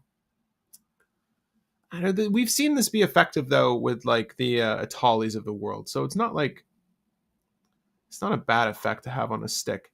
Because obviously, if you just have infinite mana, just ignoring the top end of this, which is what they've sort of brooded for, or they've sort of baked into the design, just ignoring that, if you have infinite mana, then you you kind of just win the game, right? So yeah, it's Yeah. another Isochron deck, except you don't have Isochron dramatic reversal line. Yeah, I mean, infinite mana. If I had infinite mana, I could probably win with a stick, right? So if this is your stick of choice, sure. Also, very notably Rakdos over black because it's not firebending. I've had a couple people be Yeah, like, yeah, "He's yeah. mono black, I right?" know it's No, no, red. no, It's no. red. It's the Not reminder There's a text. red symbol. There's a red symbol actively in its cost. Um, I will say for casual, the funny thing I've brewed with this is get like an ornithopter or something out and then buff the absolute mhm. crap out of that ornithopter with like 1 mana give +3/+0 effects or 2 mana double power effects, and you make like 40 mana off of that ornithopter. And with that, you either activate Ozai a couple times or you just do storm stuff with 40 red mana. Um, there is a lot that you can do with Ozai casually. So on a casual side, bracket 3, based off the fact that he's an infinite mana outlet that helps set up for an infinite mana win, I want to say bracket 4, only Mm. because you can do World Gorger stuff. You can win the game off Yeah, of World Gorger stuff. yeah. He helps set up for the whole reiterate burnt offering line that we did forever ago. Is this better than Um, Anya Falconwrath? I'm trying to look at like the equivalent Rakdos decks that would use like deploy the same strategy. Is this better than Anya Falconwrath? Anya is better at finding the combo. This is better at like actually setting up the combo, I think. Because the thing is with him, you're getting the mana to play tutors to get everything out, to play the reanimate effects. He's getting you the mana to set everything up, whereas Anya is looting through your deck to help get there. Anya's like more feast or famine. This is a bit more secure because you can run other infinite mana combos, whereas Anya specifically needs World Gorger. Anya's faster. I think this is safer. Stormkiln and Chain of Smog too. Mm-hmm. Yep. You have Stormkill and Chain of Smog, and you also have like probably Ruthless Technomancer lines. If Dockside was still in, man, No, no, yeah, yeah, yeah, Draconian yeah. Nightmare Dockside. I don't know, bro. I see. It's an outlet. It is very much an outlet. You don't even need to cast the spells. All you need to do is exile their libraries, and they're done for the most part. Like someone might have some sort of recovery effect, but generally, just exiling everyone's library is like enough. Uh, I want to say 4 only because I feel like 4 mana for this is still a little bit weak for 5, but mm, it it has a 3 game plan that does not involve going infinite, but then it also can go infinite. I feel like Like it can just be if Rakdos buff I spells. feel like if you wanted consistent or like good, there are you could use the I like Obnixilis. I know other people like the other exile dude. I always forget his name. The one with the book. Um, there's Oh, another rack. Prosper. Yeah, yeah, Prosper. Like I know those are very like consistent, fun Rakdos leaders you can run instead that are lower cost. They're both 3, right? Or Prosper's 4. They're both 4. They're both 4. Obnixilis Yeah. Kingpin's 4. Yep. 2 red black. Shit. Yeah, you're right. Yeah, all of them are Why did I 4. think he was 3? Um, Okay, then sure. Bracket 4. Bracket 4. Yeah. Yeah. I still think like Prosper and Ob are better than this, but those are both bracket 5. Yeah. Or like high 4, depending on where the meta stands. But uh June? Yep, June Bounty Hunter. 1 and a black for a 2/2. This can't be blocked as long as you've drawn 2 or more cards this turn. You can pay 1, sacrifice another creature, and create a clue token. Activate only during your turn. Yeah. Sack effect in the command zone, which is kind of nice. Makes clues and draws cards in the command zone, which is kind of nice. If this had any other color stapled onto it, like if this was 2 colors, I would actually say that this is maybe bracket 3. But since it's mono black, it does not have a great way of getting consistent mana or a great utility in sacrificing a lot of creatures. So I'm gonna say bracket 2. It has a thing. It's at least pay 3 mana to draw a card off of sacking a creature only on your turn. But like, eh. It's either one or two. Yeah, I'm happy to put her in two because she does have a game plan. It's not like it's a bad legendary Yeah, for a we casual don't. setting. I don't think we have a. We do have the angel demon combo that's sacrifice X creatures, draw X cards, pay a black. But like that's 4 mana for the demon.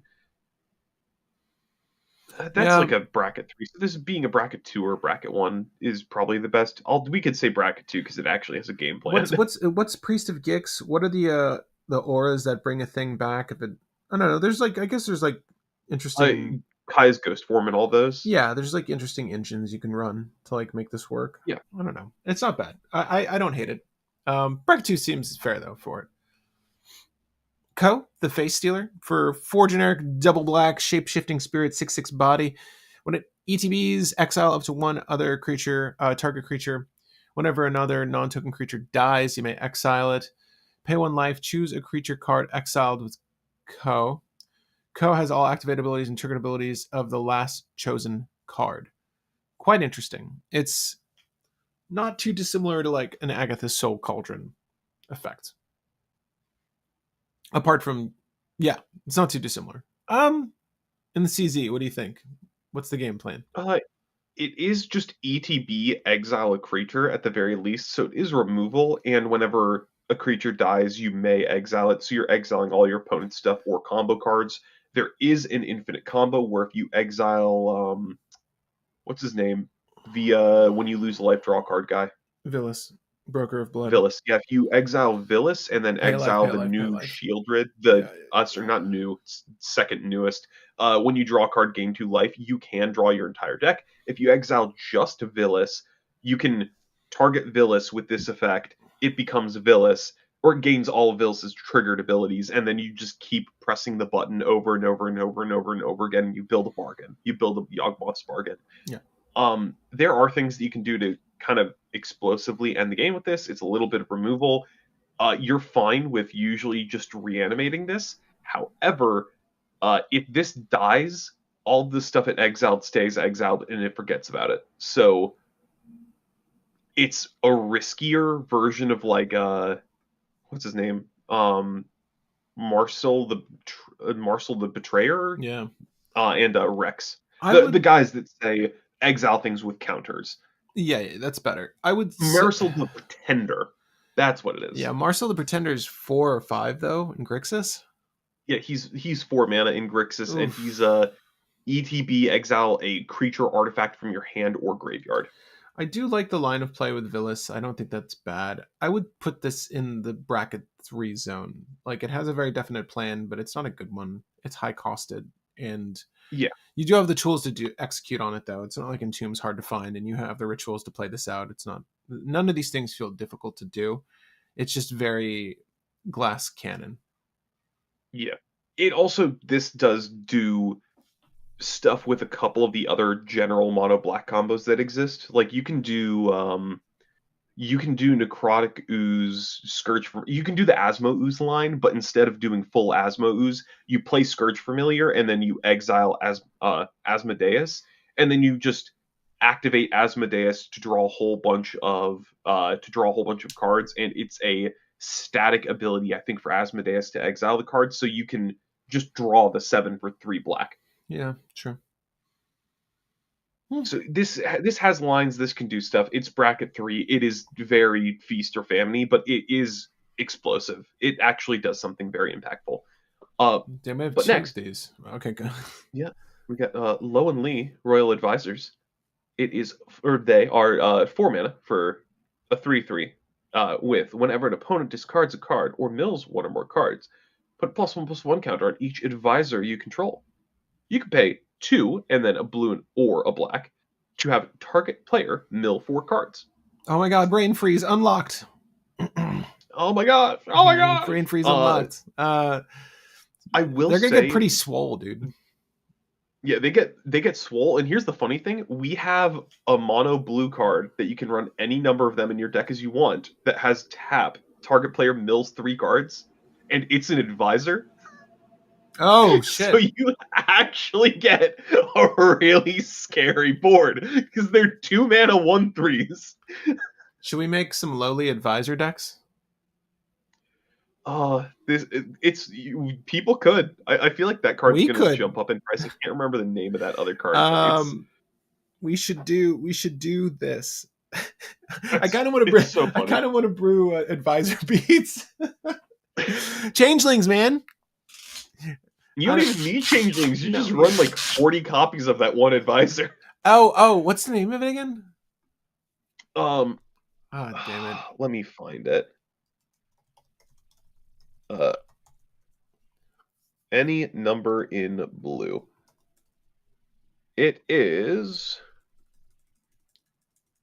You're gonna get it before I do.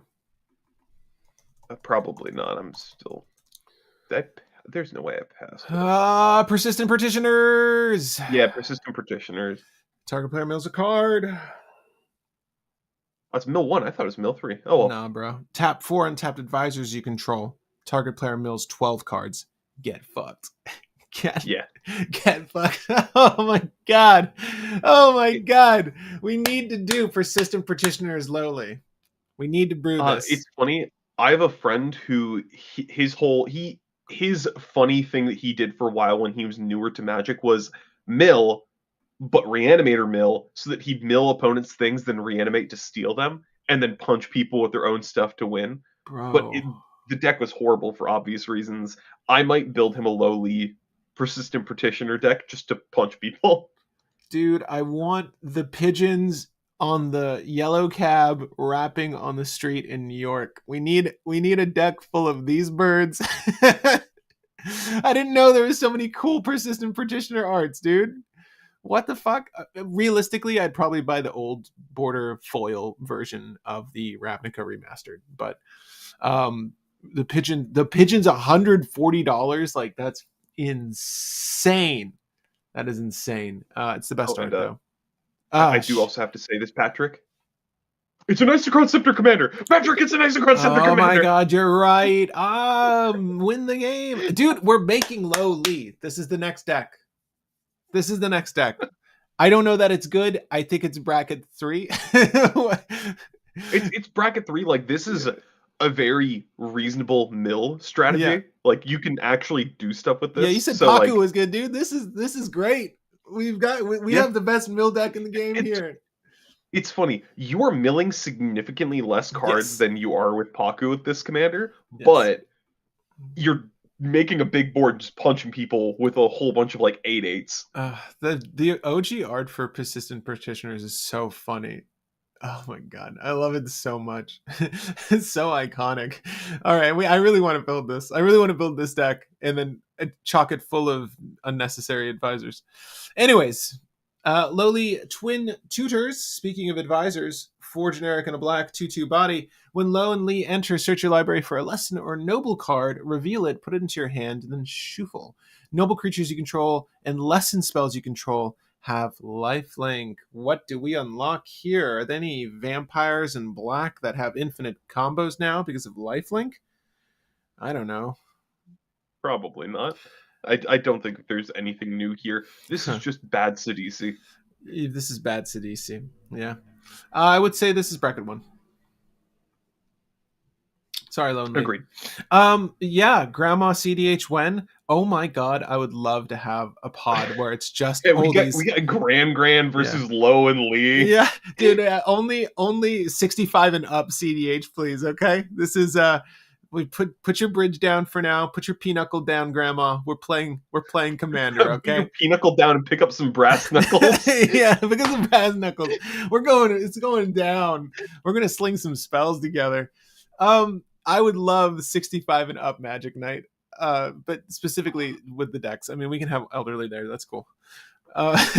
Anyways, your card next, I guess. Yeah, my Scornful Striker, 1 and a black for a 2/2 with first strike. Whenever a player casts a non-creature spell, they lose 2 life. Kind of love In it, the man. 99, this card is amazing. In the command zone, I'd rather run Cabal. Yeah, I do love it though. But yeah, I would say it's bracket one. I mean, it has a plan, if you can call it that, but it's bracket one. Yeah, it's just a completely washed out version of another commander, though. All right, well, let's talk about the mount that's not a mount. Yeah. Nyla, Sure Shoe, Sleuth, 4 generic and a black, Mole Beast, 4/5 body, no mount. I don't like it when they introduce keywords. I understand that this is a different universe and a different set, but like something like mount would be applicable here. When Nyla enters, exile up to one target creature card from your graveyard. If you do, you lose X life and create X clue tokens, where X is that card's mana value. At the beginning of your end step, if you control no clues, return target card exiled with Nyla to its owner's hand. Uh, there's surprisingly dumb things you can do with this. Yeah, it's not trash.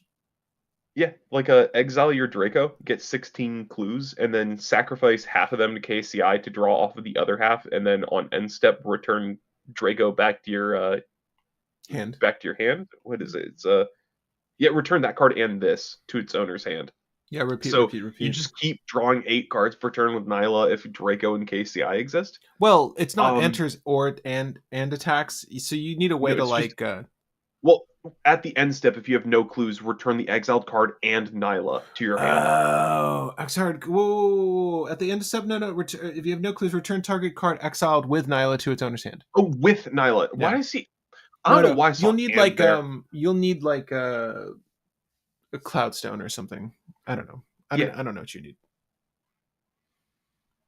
but yeah, there's some things you can do. Well, to be fair, you can also do like Kai's ghost form and sack effects. You can do reanimation. Yeah. Add it There's to the a couple things pile. you can do. Yeah, add it to the Uh, pile. It's not bad. I'd say bracket 2. You get a lot of clues, but like it is hoops to turn that into a win. Yeah, there's a definite game plan here, though. Both Yep, her and her mount are decent. yep. How about this Next, rod? yeah, next is the one and only Fire Nation drill, which is the Mm. first and only vehicle commander in this set. Yeah. Uh, 2 black for a 6/3 with trample. When it enters, you may tap it. When you do, destroy target creature with power 4 or less. You may pay 1. Prevent your opponent. Yeah. Permanents your opponents control lose hexproof and indestructible until the end of the turn. Crew for 2. Uh, bad removal in the command zone. Yeah. I do love a phallic rod though. It's an oxymoron. I do love a big drill. I don't know. I'm not into fracking like the rest of the states. It's cool. It's not for this. It's not for the season. Yeah, B1. Yeah, and that concludes black. All right, we've got Avatar Roku Firebender for 3 generic and trip red human avatar 6/6 Bade. Whenever a player attacks, that's everyone, add 6 mana, red mana, I should say. Until end of combat, you don't lose this mana as steps and phases end. There are ways you can sort of like put this into a battery or do something with this. But trip red, target creature gets +3/+0 until end of turn. This doesn't need to be your creature. So you could essentially just bulk up shit as it's swinging to help your opponents beat everyone else down, like just at face value. Obviously, when you attack, you can do more things on your turn. You may be able to like power this into fire breathing someone to death, because 6 damage is pretty firm on this body. So far as mono red things to do with all that mana, though, are there? No, no. I'm trying to think if there's like good reiterate lines or things you can do at instant speed on turn. You could really just power up. Twin Flame and Heat Shimmer are not flash or instant speed accessible. What's the best combo you can do with 6 mana though? Um, let's see. You can do things that copy triggered abilities, but that's very limited in how you can do it. You are 1 mana short of being able to do Hellkite Charger as Yeah. the infinite combo. Yeah, yeah, I yeah. will say that honestly, just being able to give an opponent's thing +6/+0, It's pretty somebody's tough. commander +6/+0 to punch somebody is a very decent way to accelerate the game. Also, Honestly, Hellkite Charger with any other like Firebender or Mana Generator, that wouldn't be bad. And if you have a way to double his triggers, like you'll do the thing. It's a little yeah, there's a little more there's a few more hoops, but I think general game plan, like you were saying, is to just like buff other people's shit and then play into a Hellkite Charger. That's not horrible. yeah, It's a bracket uh, two. It's bracket two, I think. yeah. Like it can do interesting things. I don't think that it's anything groundbreaking, but like just being able to get 6 mana that you can pivot into stuff is pretty nice, and then also being able to just go, hey, by the way, make that thing really big. Have fun. Because you can make a deck that's just 99 mountains and him, and you can kill players. Yeah, Because if you're just going, I'm going to hold up all my mana. You attacked? Cool. I'm going to pump all my mana into your commander that's going at him. He's dead. yeah. 99 mounts. Well, as many mountains and then as many rituals as possible. Yes. Yeah, And somebody 99 was saying, mountains in yeah, a Roku ain't one. What's that? uh, someone was saying for the drill, is the drill better than Falco or Falcon from the Final Fantasy set? No. Falcon is disgusting. Yeah. Maybe as commander, Falcon isn't as good, Huh. but the 99 Falcon's disgusting Bro, because would if you? those Oh, sorry. for those who don't remember Falcon, it's 3 mana to play. It has flying, and when it deals combat damage, you may sacrifice it, and if you do, reanimate a creature from your grave, and you can pay 5 to reanimate Falcon from your grave tapped. So as long as you have a thing to keep crewing Falcon, you are reanimating every single turn. Bro, Roku and the 99 of Electro, I really don't hate. Yeah, That's kind of sick. because you get the mana over and Oh, over again. yeah, immediately. And yeah, yeah, Trickster, exactly what you're saying. I'm thinking to myself, we should probably revisit Electro after this set. I don't know. Like, he's gotten so much shit. We've just started in red, and we're already seeing something that's perfect for him. But anyway, Yeah, bracket two, Chung and Lily, sir? yeah. Chung and Lily Nomads, 4 mana for 3/3 that says whenever one or more bards you control attack, they are bards. Yeah. Um, choose one. Put a lore counter on each of any number sagas you control. Creatures you control get +1/+0 until the end of the turn for each lore counter among sagas you control. So either make your sagas ticked up, or make your creatures get like +8/+0. Um, if you are building sagas, it can do stuff, but the issue is you have to build a board and build sagas, and then Mm, start attacking with stuff to get value out of them. mm. As a saga commander, being in monocolor is horrible. You need a lot of sagas to make the second part work, and there aren't a ton of playable sagas in red. I'm going to say B1. Yeah, I put her there. Put them there, excuse me. Conceptually, really cool card though. Yeah, yeah.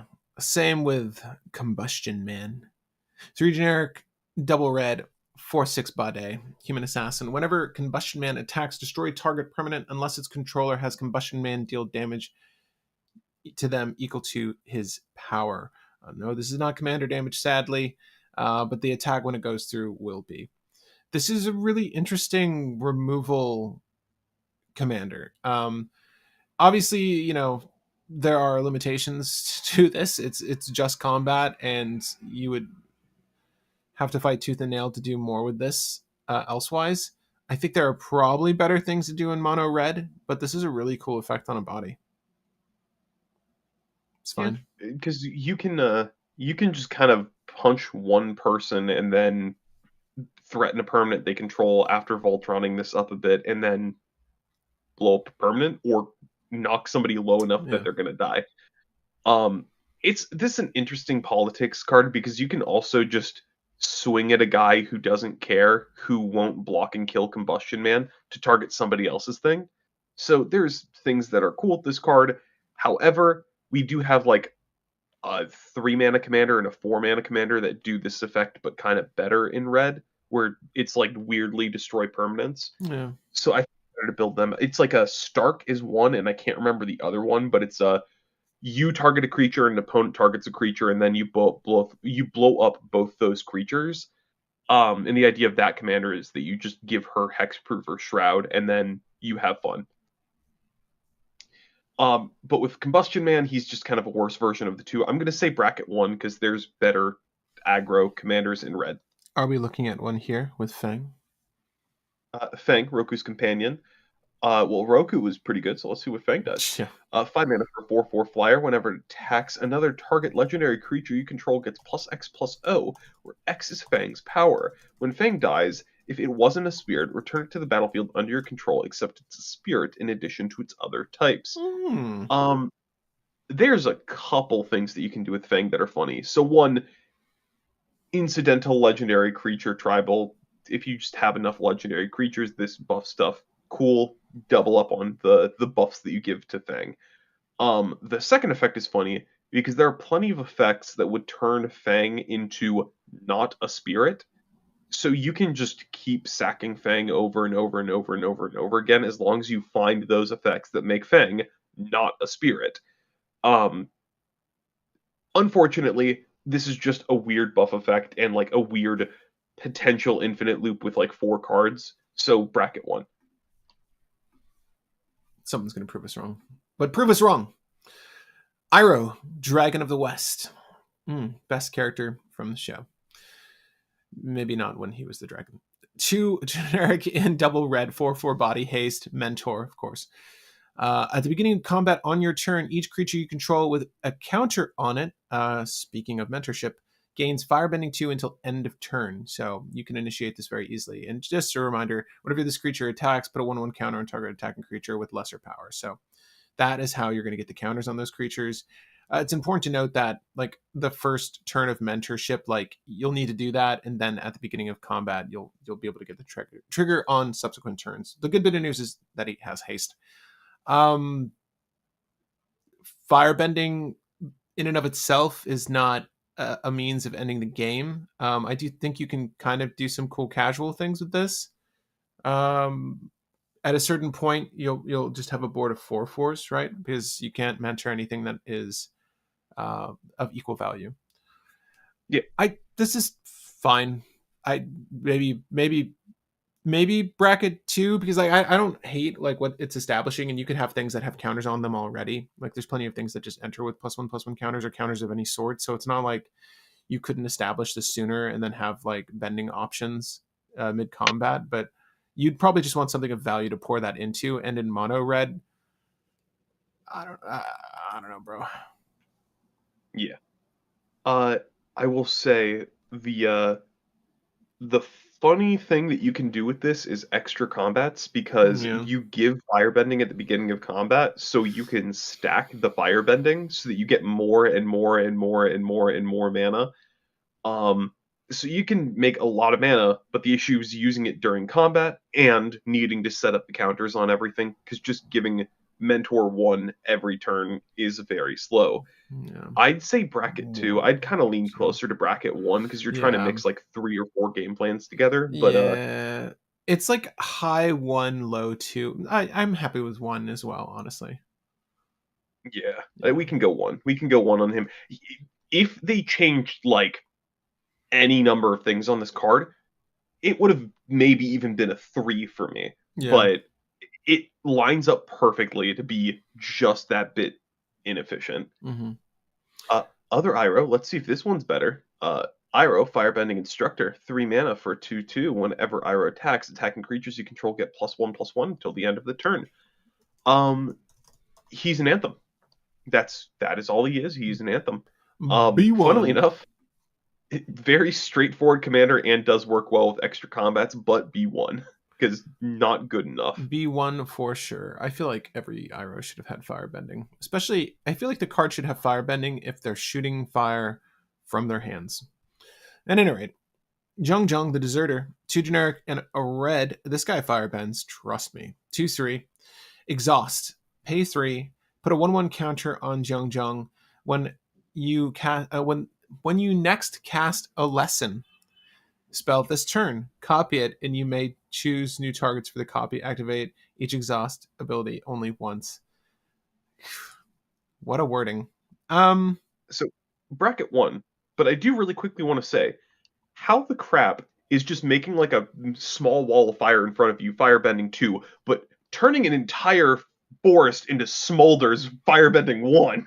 Oh yeah, yeah, yeah. But this is but a small example of his power. True. I don't know. I maybe that's how they're looking at it. Bracket one. Sorry, Yeah, bracket we're 1, gonna power through more of unfortunately. the low end stuff for you guys. Sorry. Long shot, Rebel Bowman. 4 mana for a 3/3 reach. Non-creature spells you cast cost 1 less to cast. Mm, Whenever you cast a non-creature spell, deal 2 damage to each opponent. that's pretty dope. Um, Neat card. I Wrong don't know if colors. there's enough functional ways to turn the 2 damage into something good because you run Profit. out of cards in hand in red. Yeah. But I guess it makes wheels cheaper and stuff like that, so it's kind of okay. Really wish this was curiosity colors.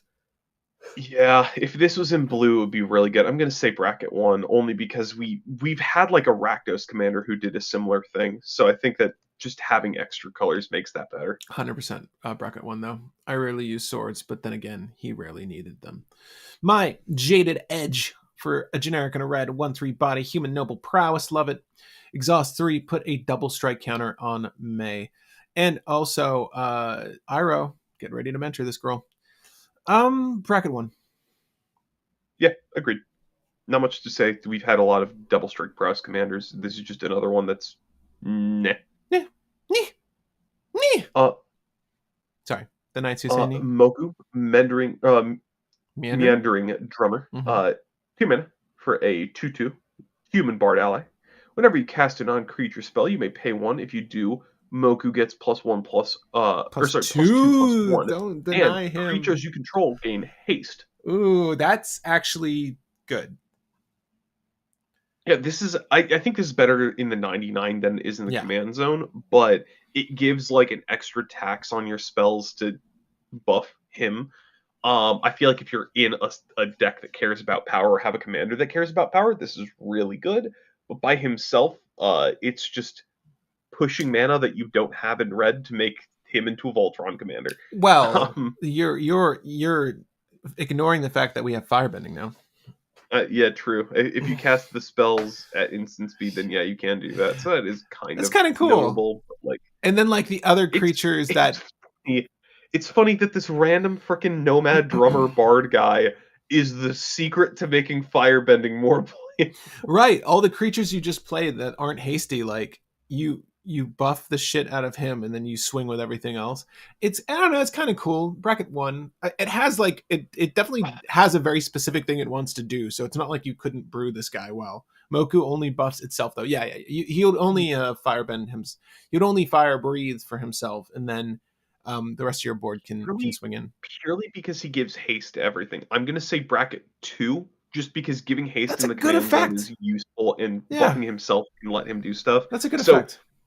bracket 2, but I don't trust it. It's Do not you, good. no, I agree. Low end of bracket two, but I like that we have the same amount of favor for him as we do Avatar Roku. Where they're like both bracket two.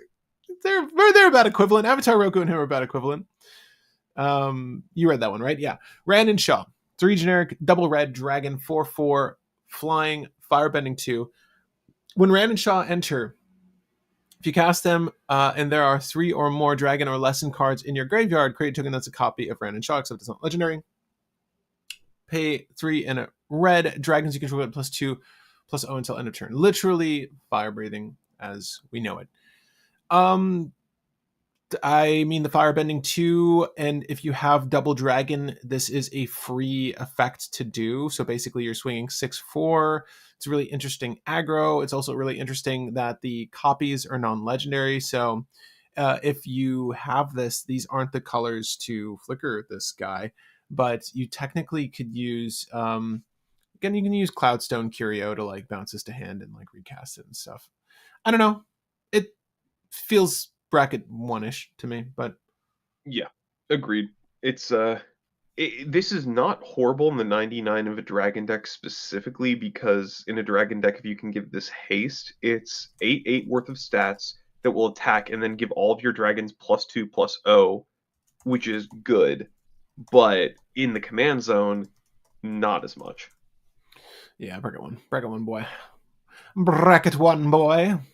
But what about this next Right. boy? Next, Smellerbee, Mm. Rebel Fighter. 3 in a red, legendary creature, human rebel ally with 3 power, 3 toughness, and first strike. Other creatures you control have haste. Whenever Smellerbee attacks, you may discard your hand, and if you do, draw equal to the number of attacking creatures you control. This is really good as like a card in Krenko or just in a deck that wants to run Krenko. If you have the ability to make a lot of tokens, this will draw you a lot of cards. Najila. The best part is, unlike I think her name was Samura, it's Teferi's wife. Um, she had an effect where you could discard your hand and give all creatures you control with power 2 or less draw a card on connecting for the turn. This doesn't care about the power of the things that you have in play and has you discard and draw in the same breath, so you don't have to worry about going like, I'm going to discard my hand, and then someone going, cool, I'm going to blow up your board in response, and then you lose everything. This happens all in one go. So So bracket the, two. this is a lot of draw in red. I kind of want to say bracket 3 because think of it this way: if you're playing Krenko Kingpin on like 2, and then you're attacking with Krenko on sorry, you play Krenko on 3, you play Smellerbee on 2 or 4.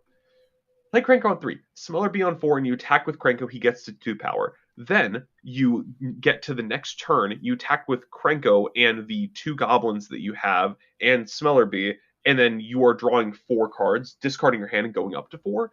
And then after that, you are going up to 7 cards after that. Like, if you have a way to make tokens consistently in red, that Smellerbee turns them into draw.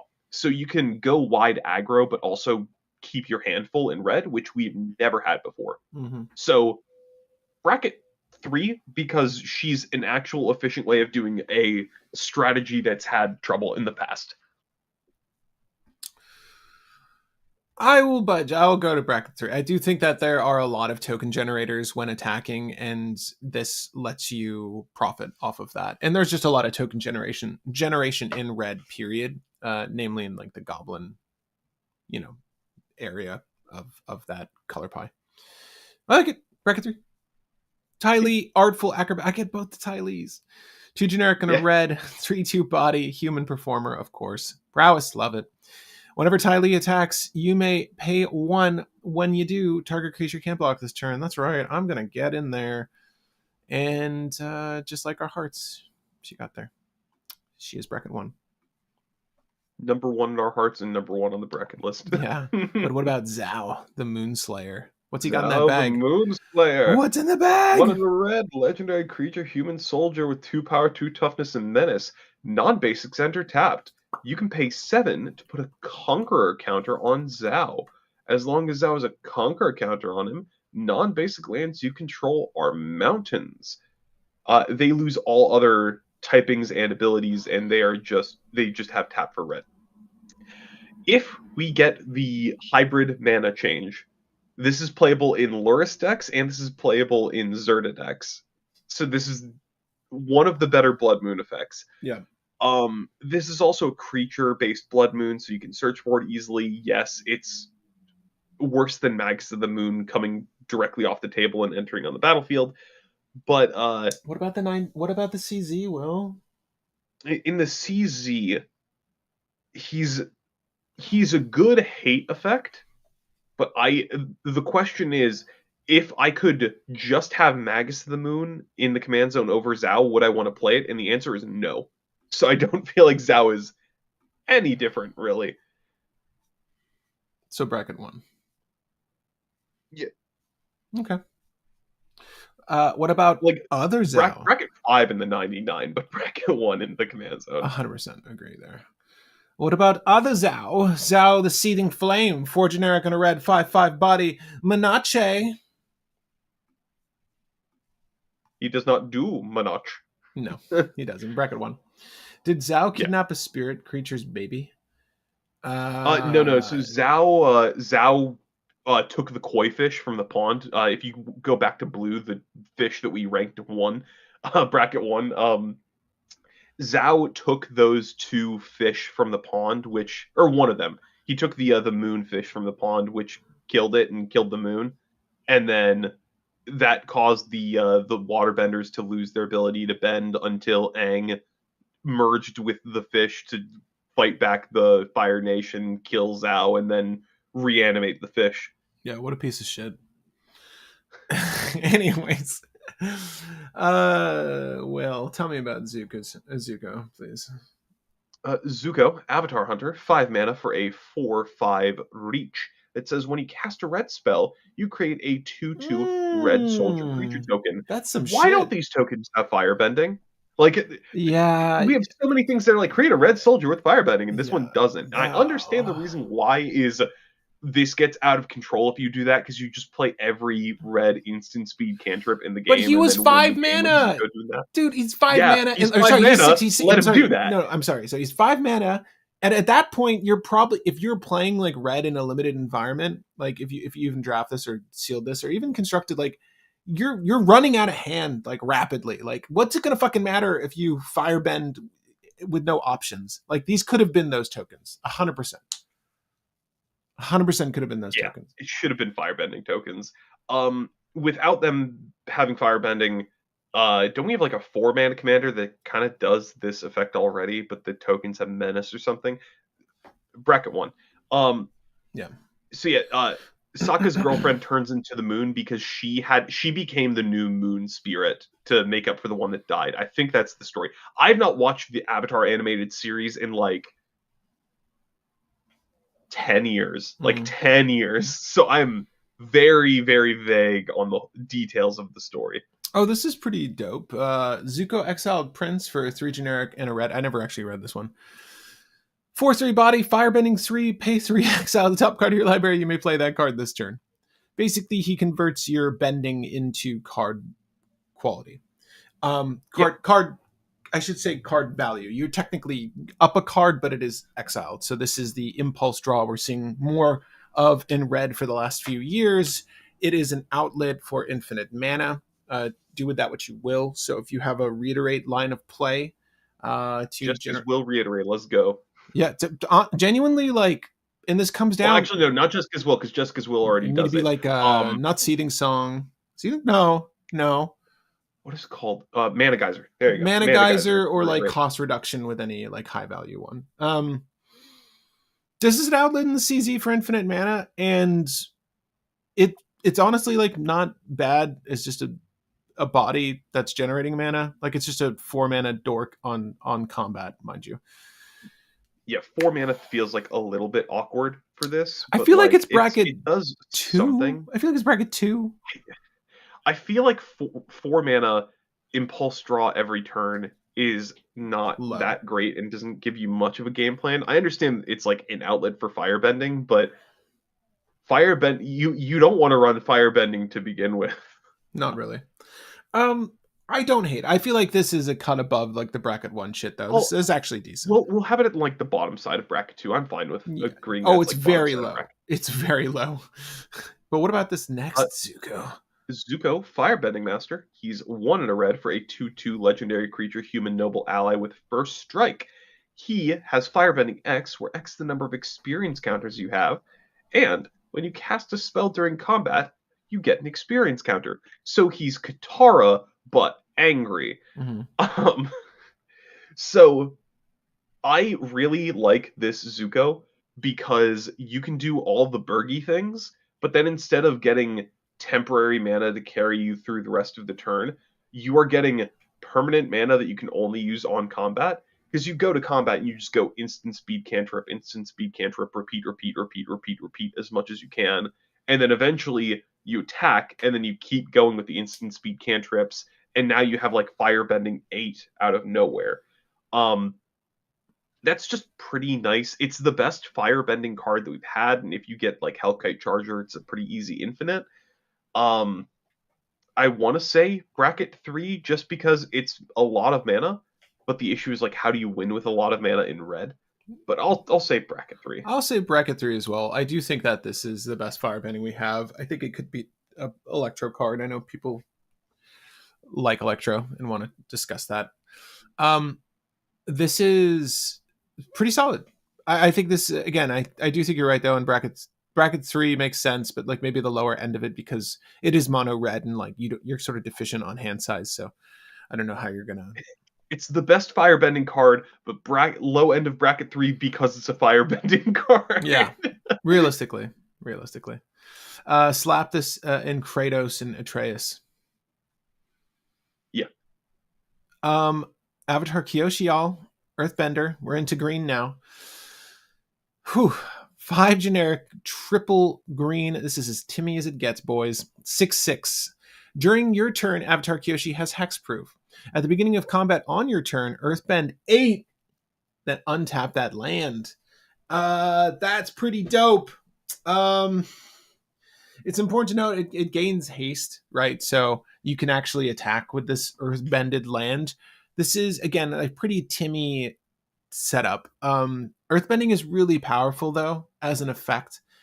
I don't know that at the beginning of combat trigger in mono green is going to be too valid for like combo plays with Earthbend, but I don't know. Like you could win with anytime we bring up Earthbending, you can pretty much win with your like Ashaya lines. What is the play?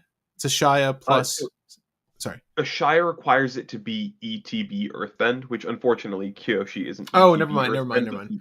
The line is you have a creature enter, Sack it's a out. forest, it earthbends itself, which means when it dies, it comes back and can earthbend itself again. So you have an infinite sack effect in the Shia. Yeah. Um, so Keep that in mind for like new play lines. But here, yeah, this is fine. I will say for with Kyoshi, the biggest thing you can do is counter manipulation stuff. Yeah. Because with this, you can proliferate and things like that, but you can also double the counters put on the land by a couple different effects, meaning that you can get a 16/16 or 32/32 land pretty easily with a Kyoshi. I mean, like So doubling season, right? Yeah. yeah, you got a couple doubling season effects. It is just a big stat thing in green. We've had a lot of those, but she makes several big stat things, so we can put her in like bracket 2. Yeah. Did I put her there? I put her in bracket 2. Yeah. She's good. Uh, so what happens if you make an everywhere land and earthbend it? Then I think it's just an everywhere land with counters on it, and it's a 0/0. Like it's still land. It is still the same card. It just is a creature with haste in addition. We got a Bosco, just a bear. Mm-hmm, mm-hmm. Which also I never read that title line, and I freaking love it. Yeah. First off, it is a 4/4, so it's not just a bear; it's two bears. 2 bears. Um, when it enters, you create a food token for each legendary you control. You can pay 3 and a green, sacrifice a food, put 2+1/+1 counters on this, and then it gains trample until the end of the turn. Wah, wah. It's a bear that eats bears. Yeah. Sacrifice food, and then it gains more bear. It gains more bear. Bracket 1. Bracket 1. Yeah. Those dumplings look good.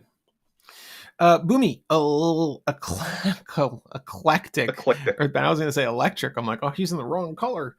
3 generic, double green, 4/4 body. When Boomy enters, Earthbend 1. Whenever Boomy attacks, put 2 1/1 counters on each land creature you control. This is honestly like pretty dope. Obviously, a Shia combo. Yeah. But I would say that this by itself is bracket 1 or 2. Yeah, if it's more so bracket 1, just because it's 5 mana with an attack trigger to make your lands bigger. You have to have a lot of ways to make your lands into creatures. There's better things you could be doing with land creatures than just giving them more stats. But yeah, uh, bracket 1. Yeah, just okay. If you wanted to do a Shy combos with this, it's better to have a Shy as your commander than to have Boomy as your commander. 1,000%. 1,000%. Boomy, King of 3 Trials, 4 mana for a 4/4 legendary creature, human noble. Oh, sorry, 6 mana. My bad. I just started using dark mode on Scryfall because my browser allows me to force dark mode on every site, and the symbols are very bad in dark mode for Scryfall. So I was reading Scryfall, not the card. I'm reading the card now. So 6 Okay. mana for a 4/4. Human Noble Ally. When it enters, choose up to X cards where X is the number of lessons in your graveyard. Or sorry, choose up to X options where X is the number of lessons in your graveyard. Put 3 counters on Boomy. Okay. Target player, Scry 3, or Earthbend 3. Uh, you can only ever choose up to 3 max. So if you get all the options, it's still bracket 1. Yeah, I would say bracket 0 without a lesson in your grave. Yeah. Pretty bad. Pretty bad. But what about Flopsy, Boomy's friend? Buddy, I should say. 4 generic, double green, 4/4 body, ape, goat, and yes, wolf, Spain. I will say, like, all the creatures in this world are two things slapped together. And here's one good example. When Flopsy enters, put a 1/1 counter on each creature you control. That's pretty solid if you went wide. Each creature you control with power 4 or greater can't be blocked by more than one creature. Menace, 4/4 body. Not Menace, Or reverse. dueling. Yeah. Yeah, yeah. Yeah, reverse Menace. Reverse Menace. It's people have called the 1v1 effect dueling. Yeah, dueling or fighting, basically. Just that's what you're kind of having him Well, do. it's not fighting. It doesn't force blockers. It just says that only one thing can block it. True. True. So it's like 1v1 me, bro. Yeah. Let us engage in fisticuffs, good sir. And when we do, we're going to do it in bracket 1. Indeed. Next, Haru, Hidden Talent, 1 green for a 1/1. Whenever an ally you control enters, Earthbend. It's an ally. Kind of dope. Yeah, Another ally specifically, though. Oh, you're right. It is. Yeah, it's but not still, even that good. Tis a card. It does ally earthbending stuff. There is relevancy to earthbending a lot of times individually because that lets you do some gross stuff. Less good in mono green. Bracket 1. Yeah, I'm with you. But what about High Bay? Forest Guardian. High Bay. 3 generic and a green. Bear Spirit, 4/4 body. Technically Wooburg. Hold on. When High Bay enters, reveal cards from the top of your library until you reveal a shrine card. That's right. Just put that one shrine in there that you wanna turn over into. You may put that card onto the battlefield, then shuffle. That's pretty sick. I don't know what shrine you're aiming for, Will. You can tell me. Is there like a killer shrine? What's the best shrine you can hit? Probably the Wooburg Shrine that pulls shrines out of your deck every single turn. Oh, well, that's not useful if we're trying to transmogrify into that specific thing or polymorph. Well, all the shrines work off of having multiple shrines, so like, Yeah. I don't think you're polymorphing with this. So you can pay Wooburg and tap for each legendary enchantment you control. Create a 1/1 colorless spirit token. This token can't be blocked or be blocked by non-spirit creatures. So here's the thing. You're in Wooburg, so technically, like, you have every combo known to man. Yeah, you could do Thassa's Oracle, Demonic Consultation. You could do that with every other deck that has those colors. I think that this is a bracket 1, just at face value for what it's doing. Obviously, by virtue of the fact that it's Wooburg, you could do more. I don't know. So we have another Wooburg Shrine Commander that does exist, but I feel like this thing's ability to just pull every shrine out of your deck over time does. Oh, it puts it onto the battlefield too. No, it puts it right onto the battlefield. Yeah. So you have white and blue, and this just pulls shrines from your deck into the battlefield. So you just do flickers and shrines and win the game off of that. This is like almost bracket 4. I will. You know what? Why don't we build this? Why don't we actually build this? Because I want to see how effective this is. The thing is, when you're in 5 colors, though, you're competing with all the 4 to 5 color soup piles, and it's really just like RNG and what does your deck have that makes it special, realistically. And a lot of the tech is going to be the same in that. So when you have something that's asking you to put a shit ton of shrines in your list, like, of relevancy, and its ability with those shrines isn't even that good, frankly. I don't know, man. Okay. What do you want it? I'll say like bracket 3. I will quickly run through what the shrines do just so that you can kind of get the relative power of what this is. Drain life equal to the number of shrines you control, deal damage equal to the number of shrines you control to target, draw equal to the number of shrines you control, add mana equal to the number of shrines you control, draw equal to the number of shrines you control, then discard a card, make a 1/1 for each shrine you control, make an opponent discard a card for each shrine you control, gain 2 life for each shrine you control, destroy a creature with stats less than the number of shrines you control, toughness specifically, make 1/1s equal to the number of shrines you control, pull a shrine out of your deck, and double your shrine triggered abilities if you control enough shrines. Can you name the one that draws Deal again, actually? 5 mana. There are two that draw. So there's Seeing Winds, Honden of Seeing Winds, and then Sanctum of Calm Waters. The Honden is draw equal to the number of shrines you control on upkeep, and then Sanctum is pre-combat main phase, draw equal to the number of shrines you control, then discard a card. Bracket 3.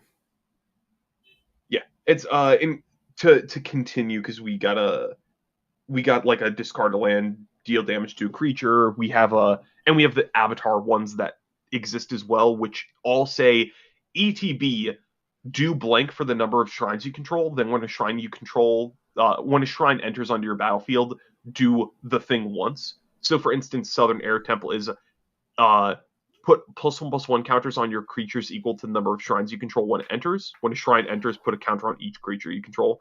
The black one is drain your opponent's X, where X is the number of shrines you control. When a shrine enters, drain 1. The black ones make 1/1s. The blue one is draw cards, and the green one is explosive. It is rampant growth. So like, you actually get a lot of value out of that Spirit Bear thing. Spirit Oasis, enters draws. Sure. But yeah. I would look for like 4 to 6 really good shrines that you actually want to use, and then try to build this out like any other Wooburg list. I would honestly just throw every single shrine into this deck because the shrines fuel the other shrines, so there's never like a bad hit. I guess, except for the ones you need to wait till upkeep. That's kind of a bummer for me. Yeah. Next, the Boulder. Yeah. 4 mana for a legendary human warrior performer with 4 power and 4 toughness. When he attacks Earthbend X, where X is the number of creatures you control with power 4 or greater. Wow. Inevitably, this does give exponential growth because if you have 4 or more creatures with power 4 or greater, it's going to be making bigger and bigger and bigger and bigger lands. But this is still basically just Kyoshi, but worse. It's Kyoshi, but worse. Bracket 1. Bracket 1. We like build it. Kyoshi. The Cabbage Merchant. Ooh, we'll look at the full art. See all the glorious cabbage. So for 2 generic and a green, 2/2 body human citizen, whenever an opponent casts a non-creature spell, create a food token. You're gonna make a lot of food. Whenever a creature deals combat damage to you, sacrifice a food token. Well, you should hopefully not be the target. Tap 2 untapped food tokens you control. Add 1 mana of any color. This is actually interesting. There's ways to obviously manipulate the amount of food tokens you are generating, so you can just have a lot. Don't we wish that there was draw in here somewhere? Then we'd be really cooking. But add 1 mana of any color is really not that bad for just having food tokens. I know that there's a combo in here. Is there a took line of play or some sort of draw your deck line of play? This just gives you a lot of mana from what I've seen, because I had a couple friends who've proxied this into a few decks, and this just makes a lot of mana.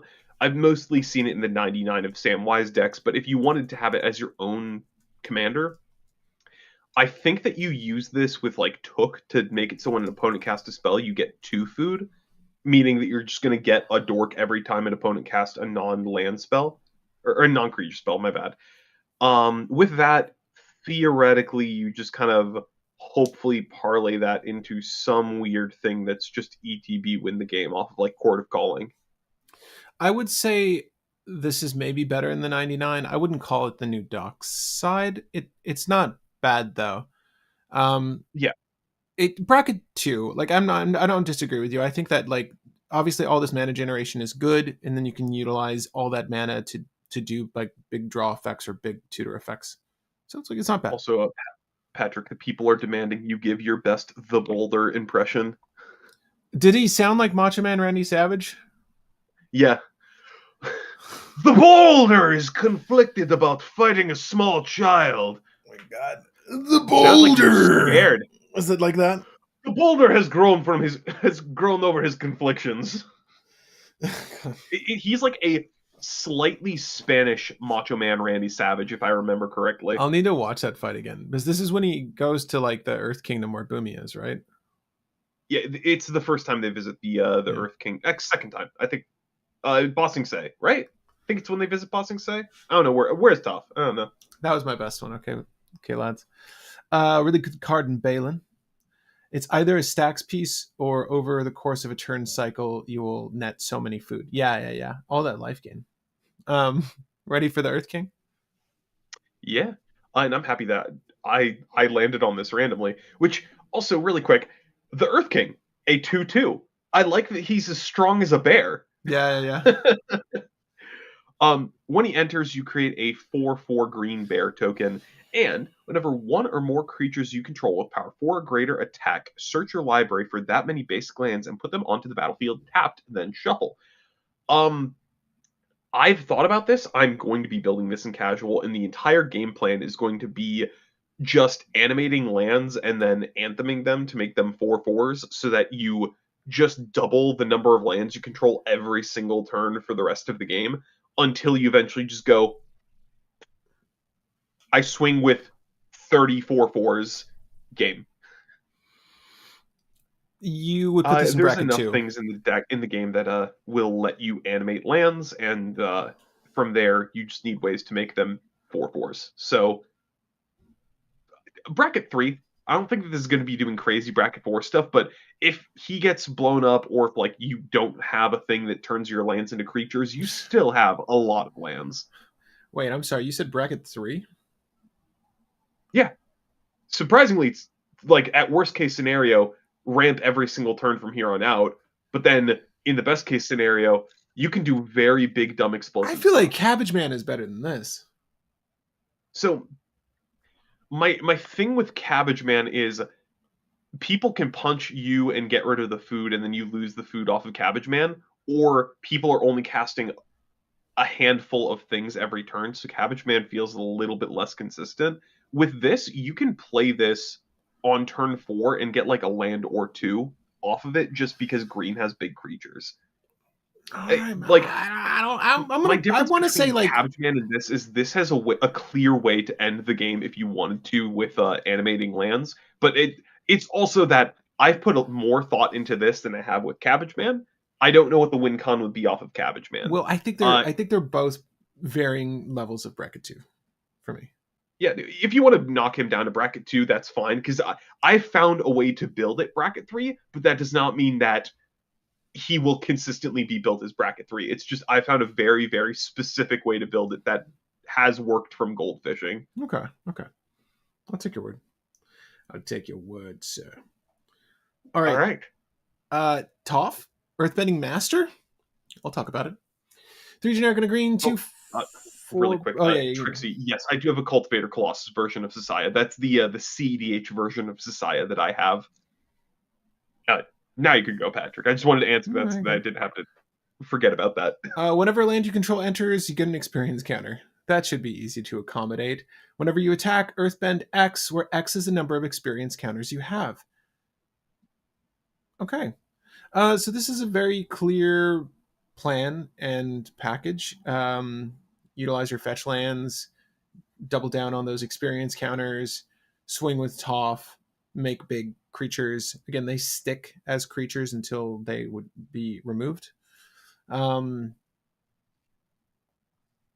I don't know if I'm missing We put anything like really Kyoshi critical in bracket here. Huh? 2. We Huh? put Kyoshi in bracket 2, right? We put Kyoshi in bracket two. I feel like this is maybe better because it's Better. more efficient than Kyoshi. But Yeah, still, like, because I'm still bracket two though. I I think low bracket 3, and the only reason why is because with Kyoshi, she comes out on turn 8. Toph comes out on turn 4. Toph needs to see lands entering, but to be fair, you're in green. You get up to 8 Bro, with C Toph lands pretty quickly. entering. That's pretty rude, man. True, yeah. Sorry, feel She the needs to vibrations feel. of land Yeah. entering. My bad. I'm sorry. That was very offensive of Wow. me. It's okay. Um, but then also you have like weird stuff with proliferate that will get your experience counters up. So you have options with Toph to get stuff even bigger than Kyoshi without even doing counter doubling. But the funny thing is, if you're doing counter doubling stuff, I think some counter doublers would also double the experience counters you get off of Toph. Mm. So you are escalating things significantly faster than Kyoshi. I, Does like earthbend creatures dying trigger landfall? when they come back, yes. Yeah, technically. Oh. Hmm. Oh. Okay. Well, then Yes, there's more things to do here then. Like any sort of sacrifice a creature to gain effect, like actually Life's Legacy. I like this a lot. Exactly like your life's legacy. You're like, okay, I want to sacrifice this thing that's a 5/5. I'm gonna draw 5 cards. I'll bring it back as a land. I'm gonna now when I swing, I'll have even bigger things. It's sort of self fulfilling.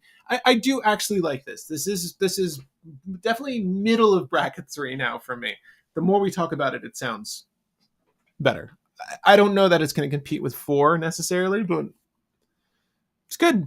I I think it can compete with four purely by the fact of getting big enough bodies can theoretically just clock somebody for a kill or draw like a fifth of your deck with a Yeah, Soul's Majesty. this is better than Kyoshi for sure. Yeah. Yes, sir. Next, Toph, the Blind Bandit, 3 mana for a star 3, ETB Earthbend 2. Power equal to number of +1/+1 counters on lands you control. Wow. That Okay. number could get pretty big pretty quick, Yeah. but you need a lot of things to line up for that to be true. I'm gonna say bracket One. one probably. One. Yeah. If it was ETB and attack, then we're cooking. But as it stands, and reasonably so, it's just ETB. So yeah, it's bracket 1 for CZ. Multicolored. My God. I'll start. Yeah, we finished green. Time to enter multicolor. Time to enter the avatar state with Aang, Swift Savior. He is a 1, a white, and a blue for a 2/3 human avatar ally. Flash, flying. He ETBs, airbends another target, one other target creature or spell, which is pretty legit. And then you can waterbend 8 to transform Aang. Artifacts and creatures can help. Reach, trample, whenever Aang and Law attack, put a 1/1 counter on each tapped creature you control. 5/5. I would say bracket 1. Yeah, bracket one. He's more like a weird counterspell creature. Also, I completely forgot to say this when we went to earthbending because we gave the details on the other bendings, but Yeah. missed earthbending. Target creature you control becomes a 0/0 creature with haste. It's still a land, and then you put X counters on it. And when that land creature would die or be exiled, return it to the battlefield tapped. So does landfall stuff. But going back to Aang, It's a yeah, 99 he card. he It's a does. 99 card, yeah, for sure. To the audience. Yeah, I don't think that there's really ever a time that you use the backside of Aang unless you just have enough stuff untapped on your turn and you go, or on somebody else's turn and you just go, I might as well give him some stats. Flip. Yeah, realistically, that's how you're going to do it. Is the Water Tribe's hope any better? Well, uh, well, Katara Water Tribe's Hope is surprisingly not too bad. Um, 2 white, blue, blue for a 3/3 Vigilance Human Warrior Elemental. ETB, make a 1/1 ally. Waterbend X. Creatures you control have base power toughness X until the end of the turn, where X cannot be 0, and activate only during your turn. Um, she can make your creatures really big, really fast, and hit very hard. Uh, whether this is just tapping a whole bunch of random creatures and then just saying, I have a Curie who's now a 10/10 and swing with Curie, or one of the other things that just say when it deals combat damage, draw cards or bounce permanents or mill X, blah, blah, blah, blah, blah. She can do some good stuff. You can also just go very wide using white token effects and then tap a couple of those tokens to make all of your creatures into 7/7s and just start swinging super hard. Um, Qatar is a good this Qatar is a good commander to turn like a swarmy aggro deck into a kill con. She's basically a Crater Hoof in the command zone for Azorius, and that can be good. I don't know if blue is the best color to tie Not in really, with no. this style of effect to win the game, but it is the effect we got, and it's not too bad. I Bracket, don't know if it's a 2 or 3 for me, but it definitely has a clear way to win the game. I would say it's a 2 for me, dog. Okay, I can live with that. It's a 2 for me, dog. Everything you said is accurate, though. I like it. I do can see it like a Crater Hoof in the CZ, though. And if you go wide, she is 5 mana, so it's going to be a while till you get there. But luckily, though, you're not going to do this on the same turn. Well, technically, you could do this on the same turn you the water bending on the same turn you play, but kind of Yeah, because puts if you you have a ass out. board that's big enough, because putting it into perspective, if you have 10 1/1s when you play her, you tap her, another 1/1, and let's say 5 of your 10 1/1s that you have in play, that means that you are now going to have 35 damage instead of 10 damage. Mm-hmm. There has to be math of like what is the best ratio to tap to do the most damage. So let's see, if you have 10 things you can attack with and 12 things to tap, if you tap 2 things, your 10 damage goes to 20. If you tap if you tap just Katara in the token, if you tap one of the things that you could attack with, it's going to go up to 27.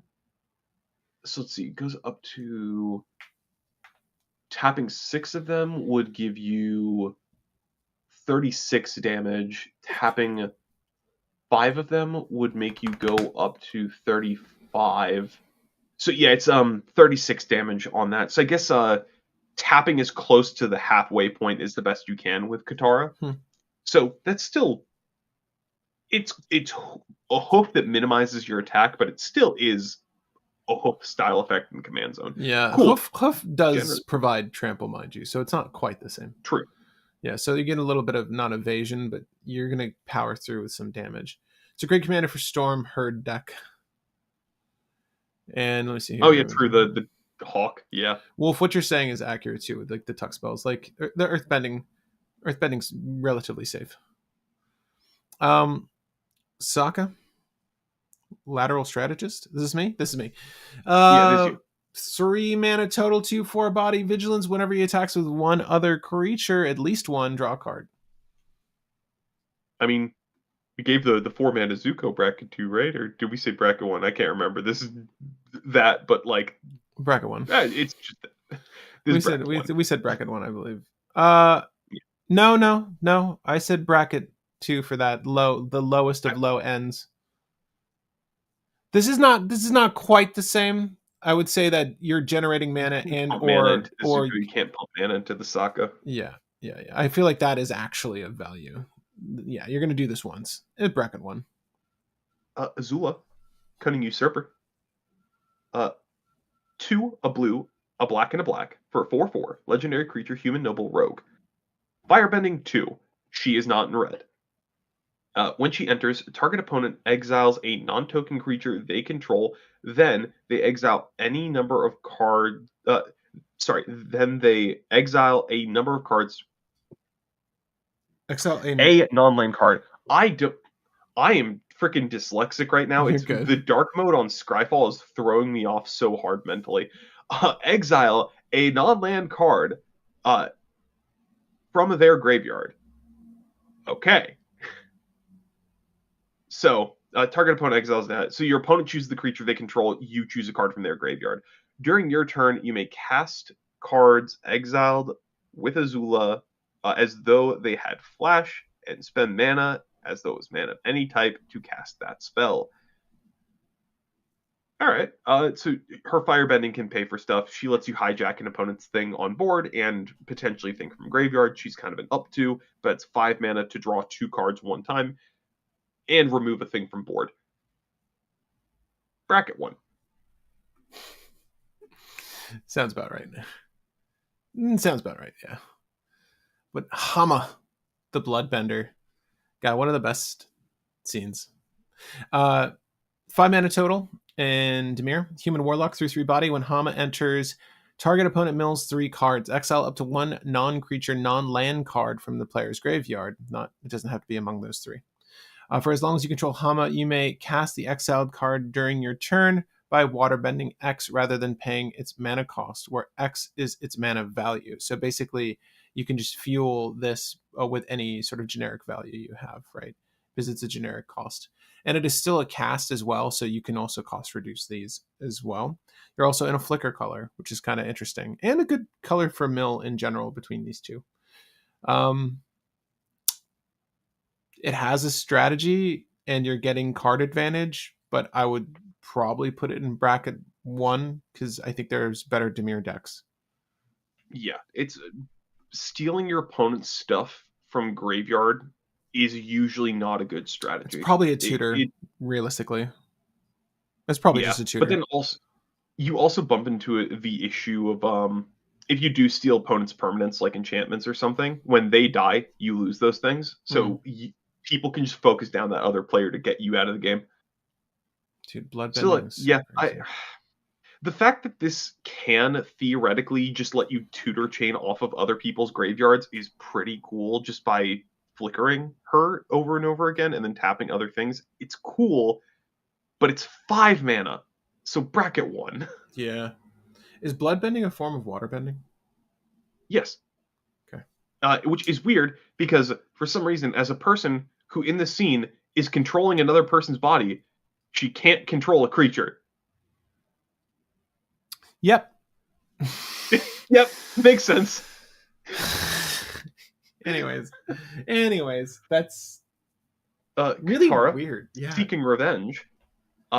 3 and a Dimir, legendary creature, human warrior ally with 3 power and 3 toughness. As an additional cost to cast this spell, you may Mm. waterbend 2. When she Mm. enters, draw a card, then discard a card unless her additional cost was paid. She Ooh. gets +1/+1 for each lesson card in your graveyard. Bracket 1, but I do want to point out a funny meme that somebody posted on Twitter when this card was revealed, and uh it was something like a Aang talking to Katara. Katara, the best revenge is just living a good life. Katara, Zuko, want to help me get revenge? Zuko, sure. 2 days later, Katara walks back sullenly.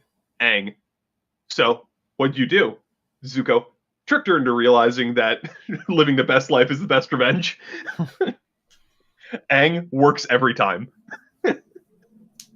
For sure, bracket 1. I love it. Yeah. Bracket 1. Ozai, the Phoenix King.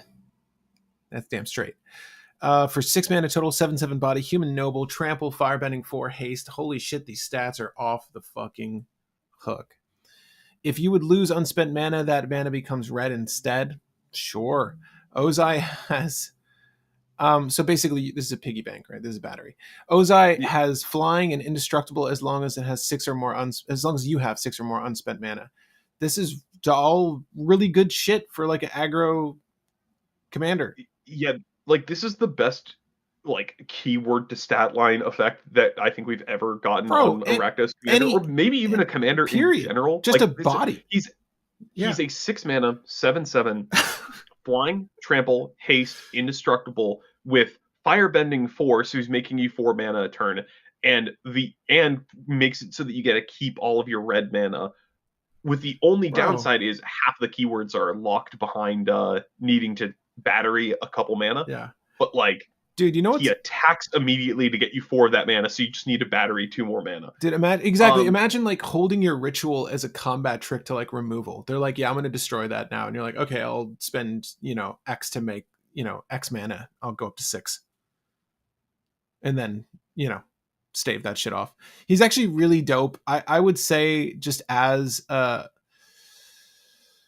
I don't know. I still think that this is something that you would probably categorize as bracket 1, but it feels pretty powerful. So bracket 2, like this could be a very fun casual beater deck. so my one thing that I do like is black has become the second powers matter color. Yeah. So You theoretically, could you could do like technomancer stuff. sack, draw equal to power, and Yeah. reanimate stuff using the red mana to help pay for all the costs on that. The generic in value. I'll Yeah. say bracket 2. I'm cool with bracket 2. I'm cool with bracket 2 as well, dude. This looks like a sick, like fun, casual beater deck. And 7's the magic number too. So like you can You could probably get him pretty quickly up to commander damaging out people, and like the flying with the trample, like there's evasion and push through. There's just a lot of cool shit going on, and like all the tricks you would want to use to put more damage over your opponent is going to come from the firebending 4. It's just really solid. It's like a really solid Rakdos commander. Yeah, That's a he's really just a fucking good card. It just big dumb scary card. Yeah, dude. Hopefully you all pull this. You see this in your pre-release and just rock everyone. Like literally, this would be my top end if you're still alive by then. I mean, I don't know how quick this format is. Yeah. Anyway, Zhao, Ruthless Admiral. 2 Rakdos for a 3/4 legendary creature human soldier with Firebending 2. Whenever you sacrifice another permanent, creatures you control get +1/+0 until the end of the turn.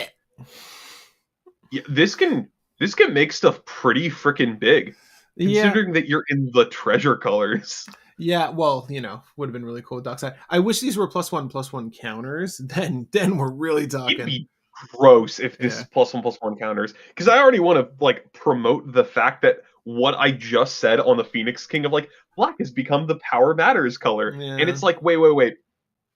So you can like pitiless plunderer, sacrifice a creature to Warren Soul Trader, sacrifice the treasure off Warren Soul Trader, sacrifice the treasure off Pitiless Plunderer, and all of your stuff gets +3/+0, and then do that again, and now you just have +6/+0 on all your creatures, and you sacrifice that Ornithopter to draw 6 cards and repeat this process. That's scary. That's terrifying. He could do some really good go wide explosive stuff. bracket two. He's a good aggro anthem. Yeah, I say bracket two. Yeah. Yeah, Fairly yeah, yeah. I ruthless. almost want to say bracket 3, but like having to balance keeping a board while sacking your board can be hard. So I'll say bracket 2. Yeah, no, I agree. I agree there. Zuko, Conflicted. Rakdos, 2/3 body, human rogue. At the beginning of your first main phase, choose one that hasn't been chosen, and you lose 2 life. Draw a card, put a 1/1 counter on Zuko, add a red, or exile Zuko, then return him to the battlefield under an opponent's control. These are always fun to see in the CZ. I think the first one we really had was like Zonsha, who's also Rakdos, if I'm not mistaken. So kind of cool. Going back to our roots here, it's it's fine. Like the life loss is kind of a bitch. Like you don't really want to lose too much life inadvertently, but you put this down really early and just have some commander damage flung around. It's neat. I think there are better commanders that do this though. So Yeah, agreed. Kind of bracket 1. I also want to say, not very conflicted. Your opponent is never gaining control of him. You just put him back in your command zone every time. pretty much, yeah. I mean, unless you want someone to have it, then sure. Yeah, but then at that point, it's like, well, why do you want to give them draw? Bro, Grandpa Sanger, are you serious? During pre-release, my opponent had Ozai on all 3 games. Dude, I don't know. I just don't. How do you bounce back when this dude hits? Like, what do you do? Kill him before he gets indestructible. That's how. Yeah, you're kind of screwed, bro. Like, unless you have the instant speed removal or even like sorcery speed without them, no, they're gonna have options, man. I don't know. That's a bitch. This is such a bitch of a card, dude. Anyways, Zuko, Seeking Honor, 2 in Rakdos, Firebending 1, 2/2. Whenever you cast a non-creature spell against first strike, whenever he deals combat damage, he gets a +1/+1 counter. Bracket 1. yeah, cool. I love Zuko. Speaking of cool, next card. Yeah, I'll cover it. Boomy Unleashed. 3 generic, Gruul, 5/4 body, human noble ally, trample. When Boomy enters Earthbend 4, pretty solid. Whenever Boomy deals combat damage to a player, untap all lands you control. After this phase, there's an additional combat phase. Only land creatures can attack during this combat phase. Guess what? This is an instance where Ashaya is not better in the CZ of Earthbending list. 1, because it's in Gruul. 2, because you go infinite. Yeah. Bracket 4. I mean, it has a clear game plan. It's additional combat on a stick with the right creature, and you have the tutors for said creature.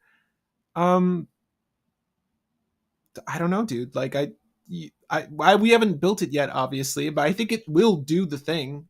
I don't think it will be very good. I think it's like a low end of bracket 4.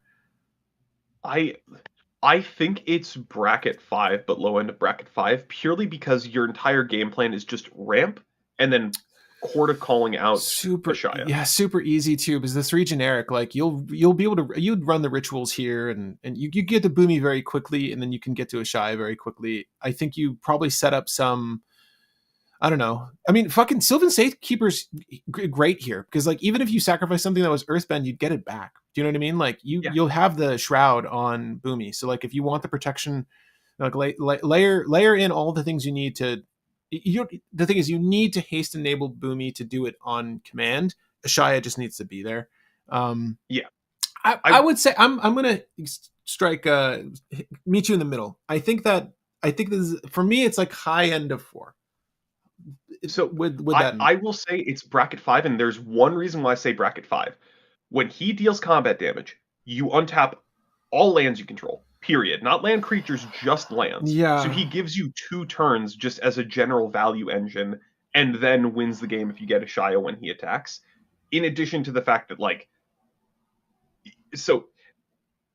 so in addition to the fact that he has a clean combo, he's basically a food chain commander, but instead of food chain, the line is a Shia.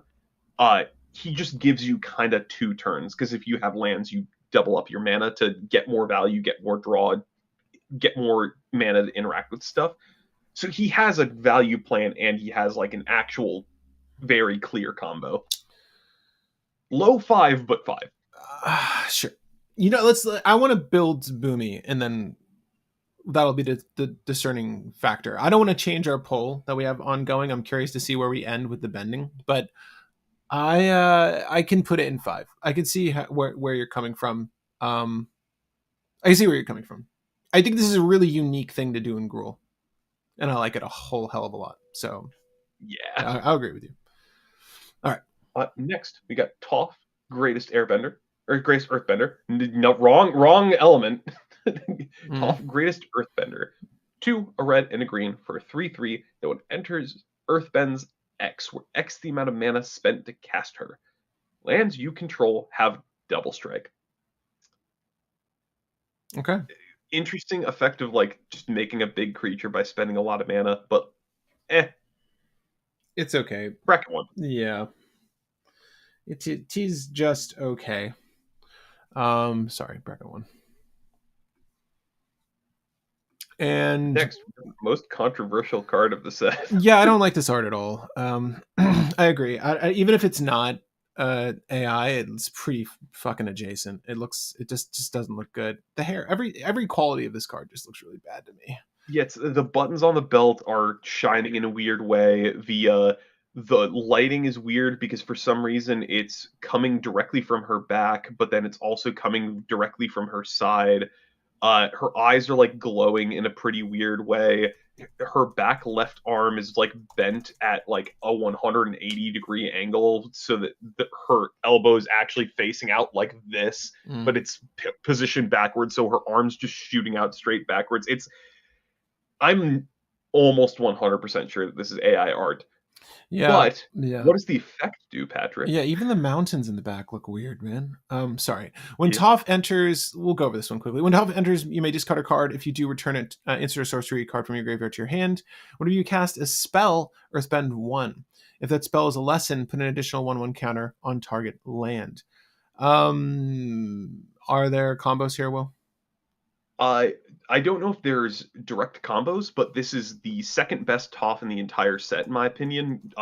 Second to the one that we haven't covered yet. And the reason why, completely ignore the first effect, completely ignore the whole thing with lessons. Whenever you cast a spell, Earthbend 1. That means that every time you cast anything, you get a way to sacrifice a creature or land for free, and you get a landfall trigger. You It's get pretty fucking all of the good. mana off of the Lotus Cobra. You get all the treasures off of Tireless Provisioner. You just storm the crap off with this card. This might be incredible Scapeshift Commander, yeah, and possibly a unique way to play Storm and Gruul. Yeah, you know, I used to do. I'm with you. I love doing Gruul Storm. I really love Wart the Raid Mother. I still do. I I would want to brew this. I agree with you, Dom. Art aside, it's a good card. I I need a different version of this card. Please tell me. I hope Different art, please. I hope that they do have one that's coming in like a holiday package or something, because this sucks. Yeah. This one, I will say though, between no, it's the not. one Nissa, the Lotus Cobra, the Tireless Provisioner, and the anything that says your lands enter untapped, you net mana off of playing cards with this. So This is this combos like this storms this is very well. bracket 4. Yes. Okay. Yeah, I agree. It's good. It's really good. It's just hard to look at. I'm gonna go over to Uncle Yes. Iroh. Uh, Okay. Uncle Ira, one Gruul, legendary creature, human noble with 4 power, 2 toughness, firebending 1, and lessons cost 1 less. Hell Bracket yeah. 1. Hell yeah. Let's do that lesson deck. Yeah, bracket 1. Easy bracket 1. Aang, a lot to learn. 2 generic and Selesnya, 3/2 body. Aang has vigilance as long as there's a lesson card in your graveyard. Whenever another creature you control dies, put a 1/1 counter on Aang. That's right. He is into other people sacrificing themselves. Big Aang with maybe vigilance. Bracket 1. Bracket 1. Suki, Kyoshi Warrior, 2 Oh, Selesnya, best art in the power set. equal to the number of creatures you control, and whenever Suki attacks, you create a 1/1 white ally token that's tapped and attacking. This is good art. See, this Star is good power art, for man. I'm sorry. Is this not great yeah, art? Look at the shading. You were yeah, talking about lighting in the other image. Look at the cloak. How part of the cloak is enshrouding the other half in shadow because it's just above it. This is fucking beautiful art. yeah. Excellent art. So one of my favorite pieces of art from this set. So kudos to Yu Hong. Sorry. They did a few pieces, I think, for this set. And they're all fucking great. Sorry, Will. You were speaking. Yeah. Well, no, that was it's bracket 1. It's bracket 1, but bracket 5 art. This is what Yes. I want my cards to look like. Please have this person do more. Look at the puffin. Look at this shit. It's so fucking good. Ah, and okay. I just you know what? I want a little art folder with just this person's work because it's all fucking good. Oh shit, they have a bolt bend from this set. This is the bolt bend I'll use. Should have gotten a mythic card. Dude, seriously, this art is the best. Every single time I went over Deadly Precision, I had to stop and look at it because I'm like, this is so fucking good looking. She's like dodging, water bending, throwing darts. Like, so good. Okay, yeah, please hire this person more. It would be great for us players.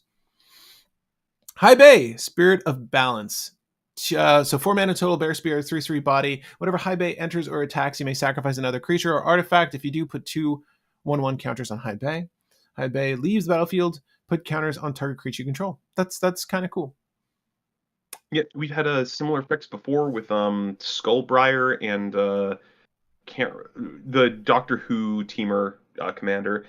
Um, this I think this is the first time we've had a white card with this effect, so it can do some decent things. But there's still better options. The other two are still probably better. Yeah. Actually, this is still probably better than Skullbriar, and people do like Skullbriar. But Skullbriar's in green, so it can double counters, which is usually really good, and that's usually how you abuse Skullbriar. So I'm gonna say, oh wait, no, this is move. This isn't keep counters on, but this is This is move to counters when it push dies. to another thing. Yeah. Uh, B bracket 1. B1. It's weird modular. Yeah, B1. Uh, Professor Zai, anthropologist. Is it for a legendary creature, human advisor ally with 0 power and 3 toughness? Tap, discard a card, and draw a card. Pay 1, tap, and sacrifice, and then return target instant or sorcery card from your graveyard to your hand. Activate only during your turn. I mean, not a bad value card, but No. like bracket 1. Yeah, I'd rather play Grand. I'm Yeah. just kidding. I mean, to be fair, Grand like combos. Grand does work. Yeah, she does. She's been hustling for a while, man. The cost reduction on Grand is like legit a thing that you can do. Where do we have Grand? Do we have her in bracket? We have her in bracket 2. Okay, that's fair. Yeah. Yeah. Soka, Bold Boomeranger. Is it 2 mana total? 1/1. When Soka enters, discard up to 2 cards and draw that many cards. Whenever you cast an artifact spell or lesson spell, I should say, put a 1/1 counter on Soka. I'm just a guy with a boomerang, and you are probably going into bracket 1 for me. Yeah, Yeah, just to because do. it's not like artifacts enter. Unfortunately, we had another commander that was like artifacts enter gives the thing a +1/+1 counter, but like that's significantly better than when you cast. Um, Next, Long Fang, uh, Grand Secretariat. Mm-hmm. Mm-hmm. One, Golgari Golgari, Mm-hmm. legendary creature, human advisor with 2 power and 3 toughness. Whenever another creature you control or a land you control is put into the graveyard from anywhere, put a +1/+1 counter on target creature you control. Now, If there was this Earthbend does on any have of an this, infinite combo mm. that's very straightforward, and it's the what I think it's Basilisk, the Eldrazi that when a counter is put on it, you make a Eldrazi Scion. Mm-hmm. You get infinite mana, you get an infinitely big Eldrazi that lets you combo off and do things. Outside of that, this does also have some combos with weird artifact creatures that say remove counters from this, make 1/1s. What's the Scion's name again? I'm sorry, because we're in the right colors for this strategy. Basking Brood Scale? That's it. I think it's Brood Scale. Yeah, no, I think you're right. Not Rootwalla. Remember, Brood Scale was really expensive for a while because it was very good in Modern, right? Yeah, because it comboed with Rosy Cotton, and you could do Coalition, Collective Coalition, whatever. The thing that gets 2 creatures from the top of your deck in play. Honestly, like I don't mind Long Feng. This is really good. This has a very definite strategy. Yeah, it has a clear combo. Outside of the combo, it also just does decent counter stuff. Because whenever you crack a fetch land, it gets 2 counter, or it gets a counter on something. Whenever you do any weird earthbending thing, it does stuff. It's There are Earthbender lines here. Yeah. Yeah, it's the thing with artifact creatures having remove counters to make 1/1s, and then you have this is also good in like Marath, or not Marath, the other one, Geb, not Geb, no, what's his name? The uh, what's Abzan, the Abzan Marath. Oh shit. I don't remember. Uh, I don't remember. I can find this pretty easily, Sorry, when you're talking about that, but um, 2 yeah, persist for creatures. Longfang in Uh, general, I'd say like bracket 3 just because he has a combo, but I don't think he does anything by himself outside of the combo. And the combo is like infinite mana, so you still need an outlet. yeah, Grandpa, I'm with you on persist. Oh yeah, Because I mean that's honestly the easiest way to do it, right? I want to say yeah. It's bracket 3. Like, there's very definite, clean strategies here. also Gave. The reason that it threw me Gave off or was Gave? Ghave. Yeah. Gave. Dude, I actually really like this one. I do feel like He this has is he has combos.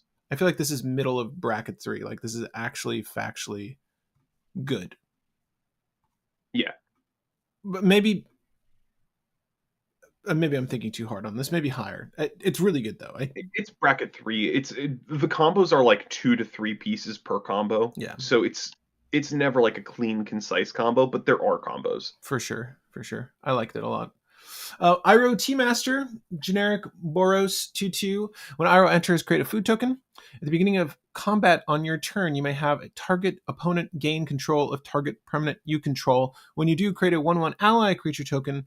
Put a 1/1 counter on that token for each permanent you own that your opponents control. Bracket 1. Bracket 1. Yeah, that's just a lot of shit. It's a lot Read of that, shit. Drew. You're doing a lot of stuff, but I don't know how useful it is. Okay.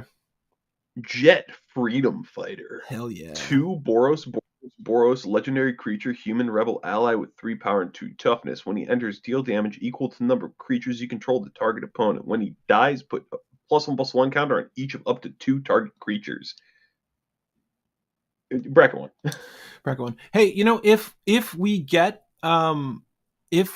the one persist Rakdos creature that like when it dies, it does damage to people.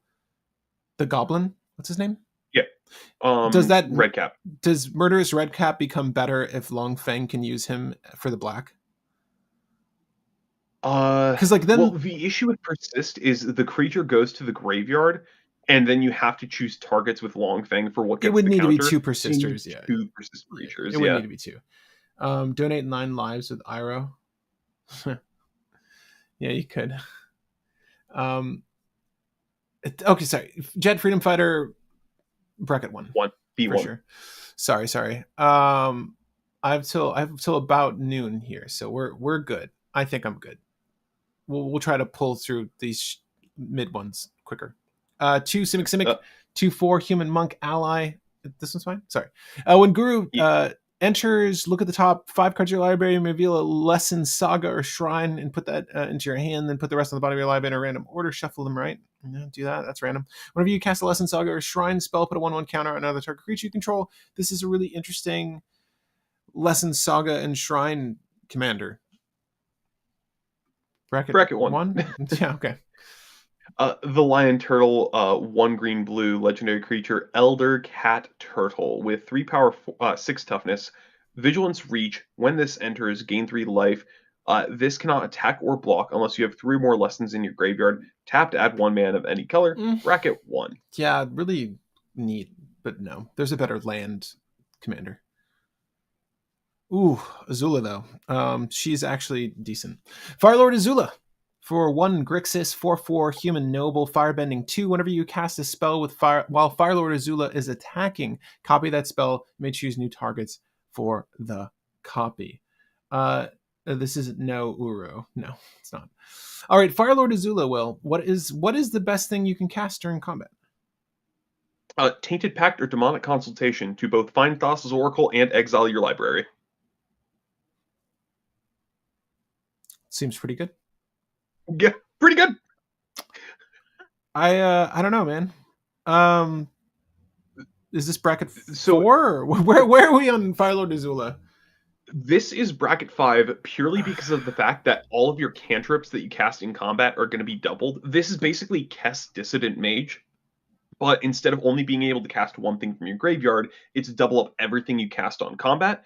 It's less grindy, but it's far more explosive. So it does what Kess Yeah, does, but it works better. It bro. works better at like closing the game. Honestly, and like if you drop Breach before going into combat, like you're really fucking good. Yeah, and that's the funny thing with like Firelord Azula. It's just like, okay, I'm gonna play Azula, gonna pass turn. Next turn, I'm gonna play land on my main phase and go to combat. Now I'm gonna take my actual turn in combat. Yeah, you know what's also cool? The standard art is the best. Like her attitude here is just so fucking perfect. No haste. I know, Yeah, no haste, no haste. That is one hiccup. It's a little slow. It is based off of her attacking, so you very specifically need to make it to combat and turn her sideways before someone kills her. But the red you generate will help you cast things that will require generic, if anything. It's important to note that black and blue are the core cards. you So you are need also him. 100% playing like all the shallow graves and all of the reanimate Oh, with haste effects. yeah. 100%. Um, Yeah. also Goryo's just to cover Vengeance, all like this stuff. to cover up backup lines, just because people are going to want to talk about like other things outside of just Tainted Pact win the game. If you get Shimmer Mirror, any way of giving your artifacts flash, Born Upon a Wind is going to be the best go-to. But let's just say you can only do artifacts. This lets you get 2 Sensei's Divining Tops, so that means that you don't need Mystic Forge or anything like that, because you put Sensei's Divining Top on top and redraw it with a copy, and then play Sensei's Divining Top, repeat. So this is your Mystic Forge for your Sensei's Divining Top line as well. If you have cost reduction, you're good. This doubles up your signets, your talismans, your everything, meaning that they're all producing 2 mana for 2 mana, so you can play all of them out of your hand and just keep going. This also lets you do dumb double up tutor things with like Quicken, where you can just casually cast Quicken, let the first copy of Quicken resolve, cast like Imperial Seal, double up Imperial Seal, then you can draw a card off of the Imperial Seal, get the other Imperial Seal, draw it off Quicken, cast another sorcery like Demonic Tutor, go, just tutored a ton of cards. This also, like you said, makes your Underworld Breach lines a whole lot smoother. This makes rituals a whole lot better. This just kind of makes makes turns that usually aren't as explosive significantly more explosive. Because yes, doubling up your ad nauseum doesn't do anything because you're just gonna let the first one go for like half the way, then let the second one go half the way for safety's sake. But all those rituals that you draw off of ad nauseum let you keep going. She also doubles up fast mana if you can play fast mana instant Mm. speed. So does a lot of explosive stuff and has a very clean cEDH line with cards that you want to run in her colors. Anyways, I say bracket five. Yeah, yeah. Bracket five with like a few hurdles. I do think Yeah. that we're right. She is slow. She's kind of a do nothing when she lands, and obviously, you want to flash enable things so that you get more value here, realistically. Um, but there's plenty of ways to accommodate her. So I would say low end of bracket five. Yeah. Incredible She's callback to also Shimmer in Zer. Yeah. I, yeah, I also want to there's the other commander, the dinosaur from Ikoria that is when it's tapped, the next sorcery you cast I think is doubled or the next instant you cast is Mm, doubled. yeah. No. This is just a significantly better version of that. Oh yes, 1,000%. And that saw play. Yeah, we should build Fire Lord Azula at some point, but Yeah. for sure. Uh, Next, Mine Zuko. Firebending 3. You may cast allies and artifacts as though they had flash. Same cost as Azula. Bracket 1. Yeah. Yep. Toph, the first metal bender. Another one we'll need to talk about. Kalamaz, thank you.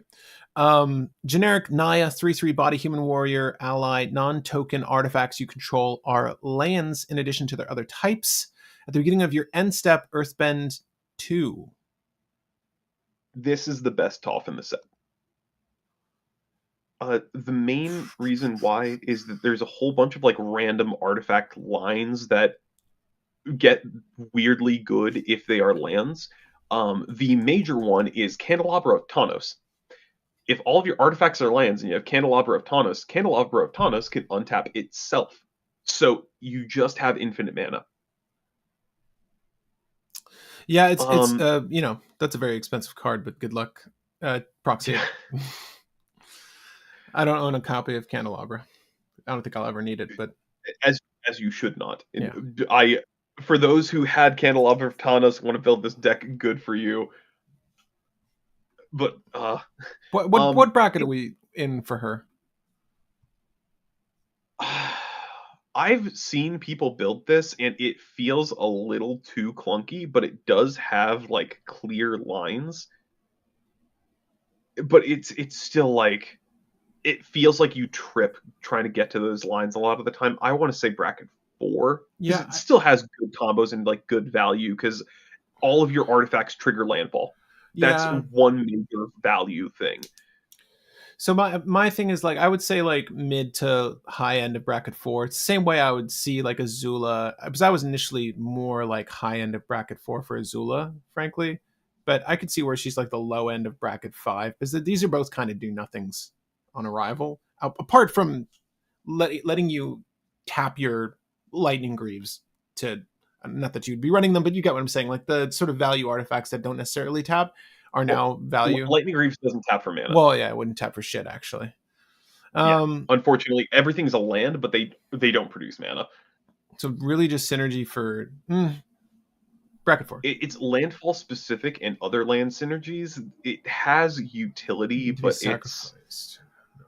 there's like weird things that say like that you can loop with this outside of Candelabra, but it's like she has issues, but she still does work very well. I want to say bracket 4. One notable example is Perilous Vault for repeated mass exile. Exile all non-land permanents. It's kind of dope. Sorry, but that's actually a really dope play line. Gets Oblivion Stone is another one. Yeah. Moving on. Yep, bracket 4 and that tough. Moving on. Aang and Katara, 3 white or 3 green, white, blue. Whenever this enters or attacks, you create X ally tokens, where X is the number of tapped artifacts and or creatures you control. Um, I mean, like you tap all your ally tokens to make more ally tokens over and over and over and over and over again, and get a pretty big and scary board pretty quickly. Bracket two, Yeah, I like this. I like this. I kind of want to brew just a casual version of this deck. yeah. Like I can see bracket three on it, but I'll say bracket two just for now because you need a board to make a bigger board. Yeah, yeah, not bad though. Everything well said pretty much summarizes that. Um, Aang at the Crossroads. So for 5 mana total, 3/3 body, flying. When Aang enters, look at the top 5 cards of your library and you put a creature card with a mana value of 4 or less from among them onto the battlefield. Put the rest on the bottom of your library in a random order. So really cool with flicker effects, which you have a lot of in the white and blue end of this card. Whenever another creature you control leaves the battlefield, transform Aang at the beginning of your next upkeep. Oh, it's encouraging it. Okay. Aang Destined Savior. Flying land creatures you control have vigilance, and at the beginning of combat on your turn, Earthbend 2. So quite good. Not as good as the top end of this card. Kind of just want to keep it on the top end. I think the one of the funniest things that you can do with this card is you just run all of the creatures that say ETB flicker or slow flicker thing, and then you just chain into them to keep getting Body. you keep Yeah. flickering Aang at every end step and just keep digging until you've gotten a whole bunch of creatures after one rotation. I'm kind of Uh, on like bracket 3 here, personally. Um, but yeah, because even if you're just flickering him, you can do stuff, and then the backside of giving you it's the really ability not to do bad. some earthbending stuff isn't too bad, but it's mostly a creature fall deck, and I don't think you're ever going to want to transform it. But let's Not see. intentionally. Whenever another creature you control leaves the battlefield, you have to transform it. Yeah, Huh. I wish it was May, dude. Yeah, that Yeah. the fact that it's not May hurts because that front side. Actually, I guess the fact that the front that transforms doesn't do anything negative because the front side's just an ETB trigger and flying, and the back side has flying, but also if you flicker it, it comes back on the front. So yeah, no negative on it not being May. Hmm. You Um, earthbend on this and it comes back. You earthbend on this and it comes back. Oh, you're talking about the Perilous. Yeah, yeah, yeah, yeah. Okay. Yeah, bracket 3 for that though, for sure. yeah. You can do some weird stuff with it. Katara the Fearless. She is green, white, blue for a 3/3 legendary creature warrior ally. Um, Triggered abilities of allies you control trigger an additional time. Yep. Bracket one. Better stuff to do with allies. Sorry, Katara. The worst Katara, but not even bad. But yeah, you don't want that in the CZ. Farlord Zuko for Mardu, human noble ally 2/4 body, firebending X, where X is Firelord Zuko's power. 2. Whenever you cast a spell from exile, and whenever a permanent you control enters from exile, put a 1/1 counter on each creature you control. It's actually kind of dope. There's plenty of like again impulse drawing, and there's plenty of ways you can like just do things from exile here to make a wide board go tall. He himself doesn't help you establish said wide board. He was just going to like buff it for you. I think this is like bracket 2. I think you could do some cool casual things with this. Yeah, the combo with this card is Hellkite Charger, but Yeah, like, yeah, yeah. unfortunately not aggravated assault as it is sorcery speed to activate aggravated assault. But there is a Hellkite Charger combo. Yeah. It can work. There is an infinite combo. You can also just buff the ever loving heck out of Zuko with buff spells, and then get a lot of red mana to just try to combo off on your turn. Um, I'll say bracket two, just because I kind of want to argue bracket three only because this is like a weird Selvala, a weird three color Selvala, but Mm. like, eh. No, I don't disagree. I I think it probably could go into bracket three purely Like because of the low. fact that like Yeah. you you need to. The issue is it's still firebending. Firebending only letting you use the mana during combat hurts so much. Yeah, I would say like low end of bracket 3 if anything for sure. It's definitely it feels a cut above our bracket tours for sure. I mean, but being 3 Yeah, colors with this effect and an infinite combo technically in Hellkite Charger is not bad. And you're in the right colors to just reanimate the Hellkite Charger. You can get there very easily. This is not bad. I wish it was like not only from exile. That this it makes sense for the flavor and context of this card, but I'm You're returning from exile, yeah. yeah, I don't yeah. It's good. I like it though. But I'd say bracket 3 is fair for Firelord Zuko. Not as good Yeah. as Firelord Azula. Not as good as Firelord Azula. Yeah, yeah. Man, dude, you beat your sister, but you're still second best. Yeah. So, isn't that sad, dude? Irony. Actually, freaking third best. I think the Fire Lord Ozai's Ozai a is little bit also better. better than Yeah, it. yeah. Kind of is. Bronze medal once again. Yeah. Okay, Iroh, Grand Lotus, 1 green, blue, red. For a legendary creature, human noble ally with 5 power, 5 toughness, with firebending, 2. During your turn, each non-lesson instant or sorcery card from your graveyard has flashback where flashback is equal to its cost. During your turn, lessons in your graveyard have flashback 1. We have some useful flash lessons, so the flashback is like actually somewhat notable, but not to like any ridiculous degree. It's mostly like draw and removal. Um, for the general thing of having a constant past in flames in your command zone, I mean, For this is just Kess, isn't it? Like it's Kess out of like the good colors, but this is just Kess Dissident Mage, but not very once per turn, any number of costly. times per turn. Yeah. Um this is basically Kess, yeah. Bracket it's like 6 mana hurts. That's the it's major lower than reason why Zuko. not. Yeah, on bracket. I would say it's like high bracket 3. Yeah, yeah. Because So I'm sorry, high bracket 2 is what I meant to because of say. colors, how do you win? I'm saying high bracket 2 and I agree with you. I don't I don't know, bro.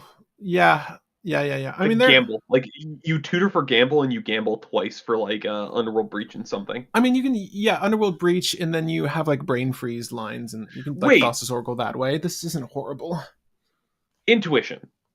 but it's Just very, generally intuition to tutor for stuff, and then you use gamble to find breach. yeah. It's just so Yeah, okay, fucking that's costly. actually It's better. sorry, it's bracket 3, but it's not Yeah, good. too clunky for bracket 4 because of 6 mana, but like it has actual play lines. Yeah, no, you're right though. This is basically Kess, and Kess is very playable, but these colors make it a little bit trickier. But you're right, Intuition is very good here, and Gifts Ungiven, I guess. Yeah, Yeah. I keep forgetting Gifts Ungiven exists. I have like 4 copies of that card. Oh yeah. Sakansuki. I know that I just did the previous one, but we only got like 4 left, and I don't think any of them are notable, so we're just going to go through. Sakansuki, whenever this or another ally enters, attach an equipment you control to that creature. Whenever an equipment you control enters, you create an ally. Bracket 1. Yeah. Sorry, Sakasuki. Actually, I guess, so Whenever interested an attention. equipment enters and you create an ally. When an ally enters, you can attach an equipment to it. Okay, so just your equipments automatically always have ETB equipped to a creature. Huh. Is that actually bracket 1? That's not a bad equipment commander, actually. Bracket 2? Like, that actually, it gives you a board off of equipment so that you have the ability to equip stuff to whatever you need. This is actually good. That's just Yeah. not exciting, but it's not bad. Obviously, Skull Clamp goes wild here, but Yeah. Also, what's it called? The Lotus Ring thing from free Skull Clamp, yeah, the exactly. one that you can tap and sack the equipped creature to get 3 mana of any color. Yeah, I know what you're talking about. Bloodstained Battle Axe. Well, yeah, Bloodstained Battle Axe is also pretty good. Yeah. Going to the So actually, yeah, Bloodstained Battle. This is the first commander that abuses the absolute crap out of Bloodstained Battle Axe to that degree. I'll just put it. Huh. Oh wait. Did I spell it wrong? So Bloodforge. Bloodforge. Yeah. Whoops. This is the one. Yeah. Okay. Create token that's a copy of the Bloodforge Battle Axe. Still bracket 2 for me. I would Yeah, want to build. This is actually really interesting. yeah, I do like it. Well, next, Sokka Tenacious Tactician. One, a blue, a red, and a white for a 3/3 menace prowess. Other allies you control have menace and prowess whenever you cast a non-creature spell. Man, I said like these next ones are not going to be good, and I'm completely wrong. Whenever you cast a non-creature spell, you get an ally. So Pretty he good. makes tokens that functionally have prowess and menace. This is pretty So this dope. is is it Pinnacle Monk? And not Pinnacle Monk. It's the what's the guy that makes the prowess tokens that was like a Monastery legacy all monk. star for Monastery monk, I hmm? think. Yeah, Monastery Monk. Monastery Mentor. So this is Monastery You're Mentor right. in the I'm not command sure. I'm not zone. sure. Honestly, really good. Dude, well, yeah. Uh, Well, wait, where the fuck is the monk? Oh my god. It doesn't matter. There's plenty of cards that do this. But this one's better because they have a leader that is really supporting them by giving them menace and prowess. yeah, just having a ton of 1/1s with menace and prowess is really sick and actually very terrifying. Bracket This is 3. probably bracket 3. Yeah, minimally. Minimally. This is actually really good. I would want to Yeah. I want to brew Uh, this as well. This is on the list. okay. Well, one card that is significantly less good after the card that I looked at when I was like, the next cards aren't going to be as good. Avatar Aang, red, green, white, blue, 4/4 flying firebender. Whenever you waterbend, earthbend, firebend, or airbend, you draw a card. If you've done all four this turn, transform Avatar Aang. The transform side says 6/6 flying. Spells you cast cost one of each color less to cast, naming each color specifically, so this commander is Wooburg. At the beginning of your upkeep, you may transform this, and if you do, gain 4 life, draw 4 cards, put 4 counters on him, and he deals 4 damage to each opponent. You usually will not transform him back because the backside just makes it so most of your stuff is free. Mm-hmm. Um, so yeah, it's Aang, Master of Elements, is really good. Avatar Aang is hard to flip into that. There is like one card that does let you transform him in green, I think. But needing to find that card after playing your 4 mana commander and then needing to actually win off the backside is kind of difficult. But I think the deck is mostly cantrips. So difficult, but not impossible. Bracket bracket two, it actually Four. does something. I mean, it does. Well, yeah. If it's Wooburg, are we just saying that there's better things in this instance? I, I will say it's a 4 mana card that at very minimum draws you 1 extra card every turn and makes you 2 red mana, which should just be good enough. And then on the backside, it has like a kind of win condition. So bracket two, like it's playable. Yeah. It's better than bracket one, but it is so many hoops to jump through that the backside just has trouble. Has a Oh yeah, combo and with Searing somebody pointed out Touch. Yeah. yeah, because Searing Touch it costs 1 less red, and then the colorless gets reduced by the other 4, so it's 0 mana to buy back Searing Touch infinite times. It's kind of dope. Yeah, but still, you have to get it to the backside. There's the one green spell that says transform a human you control. But like, no, Yeah. No, I'm fine with like bracket 2 or 3. You can convince me on bracket 3, audience, if you want to. yeah, I think it's bracket two, just because it's a 4 mana thing that Convoluted. draws you a card every turn, and that's its value. And then Hyper if you convoluted. thread the line or tutor a specific card, then it flips to the back, which then wins the game if you flip into another card. However, I keep forgetting that the backside does make it so that your stuff just costs 5 mana less in total and reduces pips through that. But yeah, I say bracket two. It's a lot of hoops to Moon jump through to make Mist. it Moon Mist. good. Thank you. Final one. Walls of Bossing Say. Surprised that this is a creature, but okay. Um, the walls have ears, I guess. So I guess ears imply a creature. 8 mana, 0/30. I think that is the biggest number we've ever had on a creature. Yeah. Defender. Other permanents you control have indestructible. Makes Oh for an yeah, you pulled. interesting What was the card that transforms Moon thing? You had Mist. it pulled Moon up. Mist. Yeah, Yeah. Bracket 1. Yes. I wish that I could say like bracket two or something, but it's the fact that it itself does not have a destructible makes things more difficult. Yeah, you'd But yeah, really. Yeah. Moon Mist on Aang is interesting, and it does kind of do the thing, but it's still a whole other card you need to set up the line.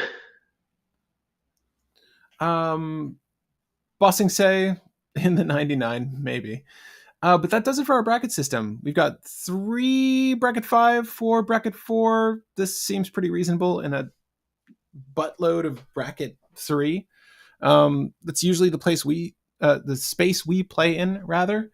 That Soka, I really want to play with, the one that makes allies, and it's one of the Toffs, and Firelord Azula, Yeah, and Boomy, yeah, frankly. I think the AI Toph is the best, like most fun to build around, 100%. but Yeah. art feels bad. Art feels bad. Last March to the Ents and Arbor adherent. Love this wall. I know. I was thinking the same thing. Oh, thing I forgot to mention about the AI Toph, which I completely mentally blew over, counter manipulation as well. If you have like counter doublers or like hardened scales or something, you can just make one land into a 40/40 very easily. Yeah. I mean, yeah, you could. Okay. Okay, gang. I'm going to end our poll, see where we landed. I'm curious as to what everyone's favorite form of bending is. If you didn't do it, me personally, I think air is the coolest. I would like air bending. No one gives a shit about water. 46% say fire, earth 38%, air 17. 24 votes. Damn, Will. Where did you Yeah. land? I did not vote on it. If I had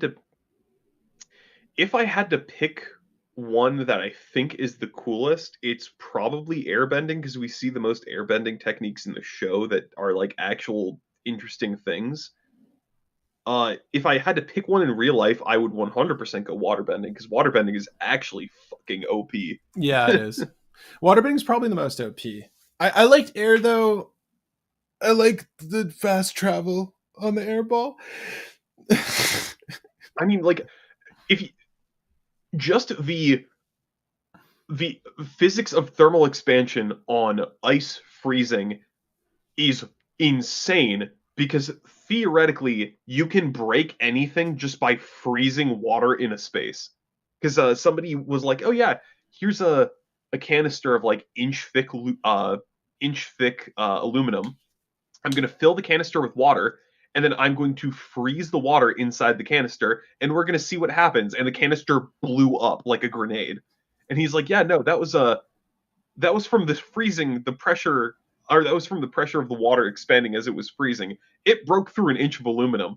And I'm like, holy shit, And that is a lot of force. that's when you knew you wanted to be a waterbender. Well, I'm like, hey, yeah, ice does cool things, but then also water's just useful because I have to work with water in my job in a way that like water is a headache. And I'm like, hey, if I can just not deal with water, I I'm like gonna how do you that. you went for the most practical application, but yeah, Well, I'm like, if I have to have it in real life, I'm like, yeah, no, I'm gonna look no, at that's the fair. practical applications because it's like No more air being able to travel. freeze stuff is super useful. Being able to move water is super useful. The only other bending that I would honestly want to go for, because earth bending does not feel useful in real life, because No, it's like, yeah, you can move a lot of earth, so you can work in like construction or something, and firebending just feels like the most useless type of bending, unfortunately. I mean I say air, water. Well, no, air, water, fire, earth for practical applications. Yeah, because you at least have like steam movement Metal with bending's pretty fire. legit. And We're talking about for, the well, also the same. off branches, I guess too. for for metal bending, one, it is stupidly difficult to metal bend, and two, it is still super limited on how you can metal bend because you're manipulating these fine pieces of dirt inside of the metal, which first off, a lot of metal nowadays is pure, so you legitimately couldn't do anything with it. But it it still weakens the control you have over the material so much that it feels somewhat pointless. Yeah. So it's like even if you could do it, it's like how much use would you have out of like moving and adjusting metal? And it's like there's a lot of things you can do, but it's still not that useful. Yeah. Yeah, I'm happy with how the set came out. I'm definitely curious to brew more legends from it. Guys, if you enjoyed the stream alongside us, feel free to leave it a like. Helps a lot. If you want to buy some of the cards, you can get them through the link in the description through TCG Player. That helps us a little bit. But aside from that, expect to see us next week for some brews. I don't know what we're going to touch on first, but we can have a talk about that later. But we'll see you on the next one, guys. Ciao.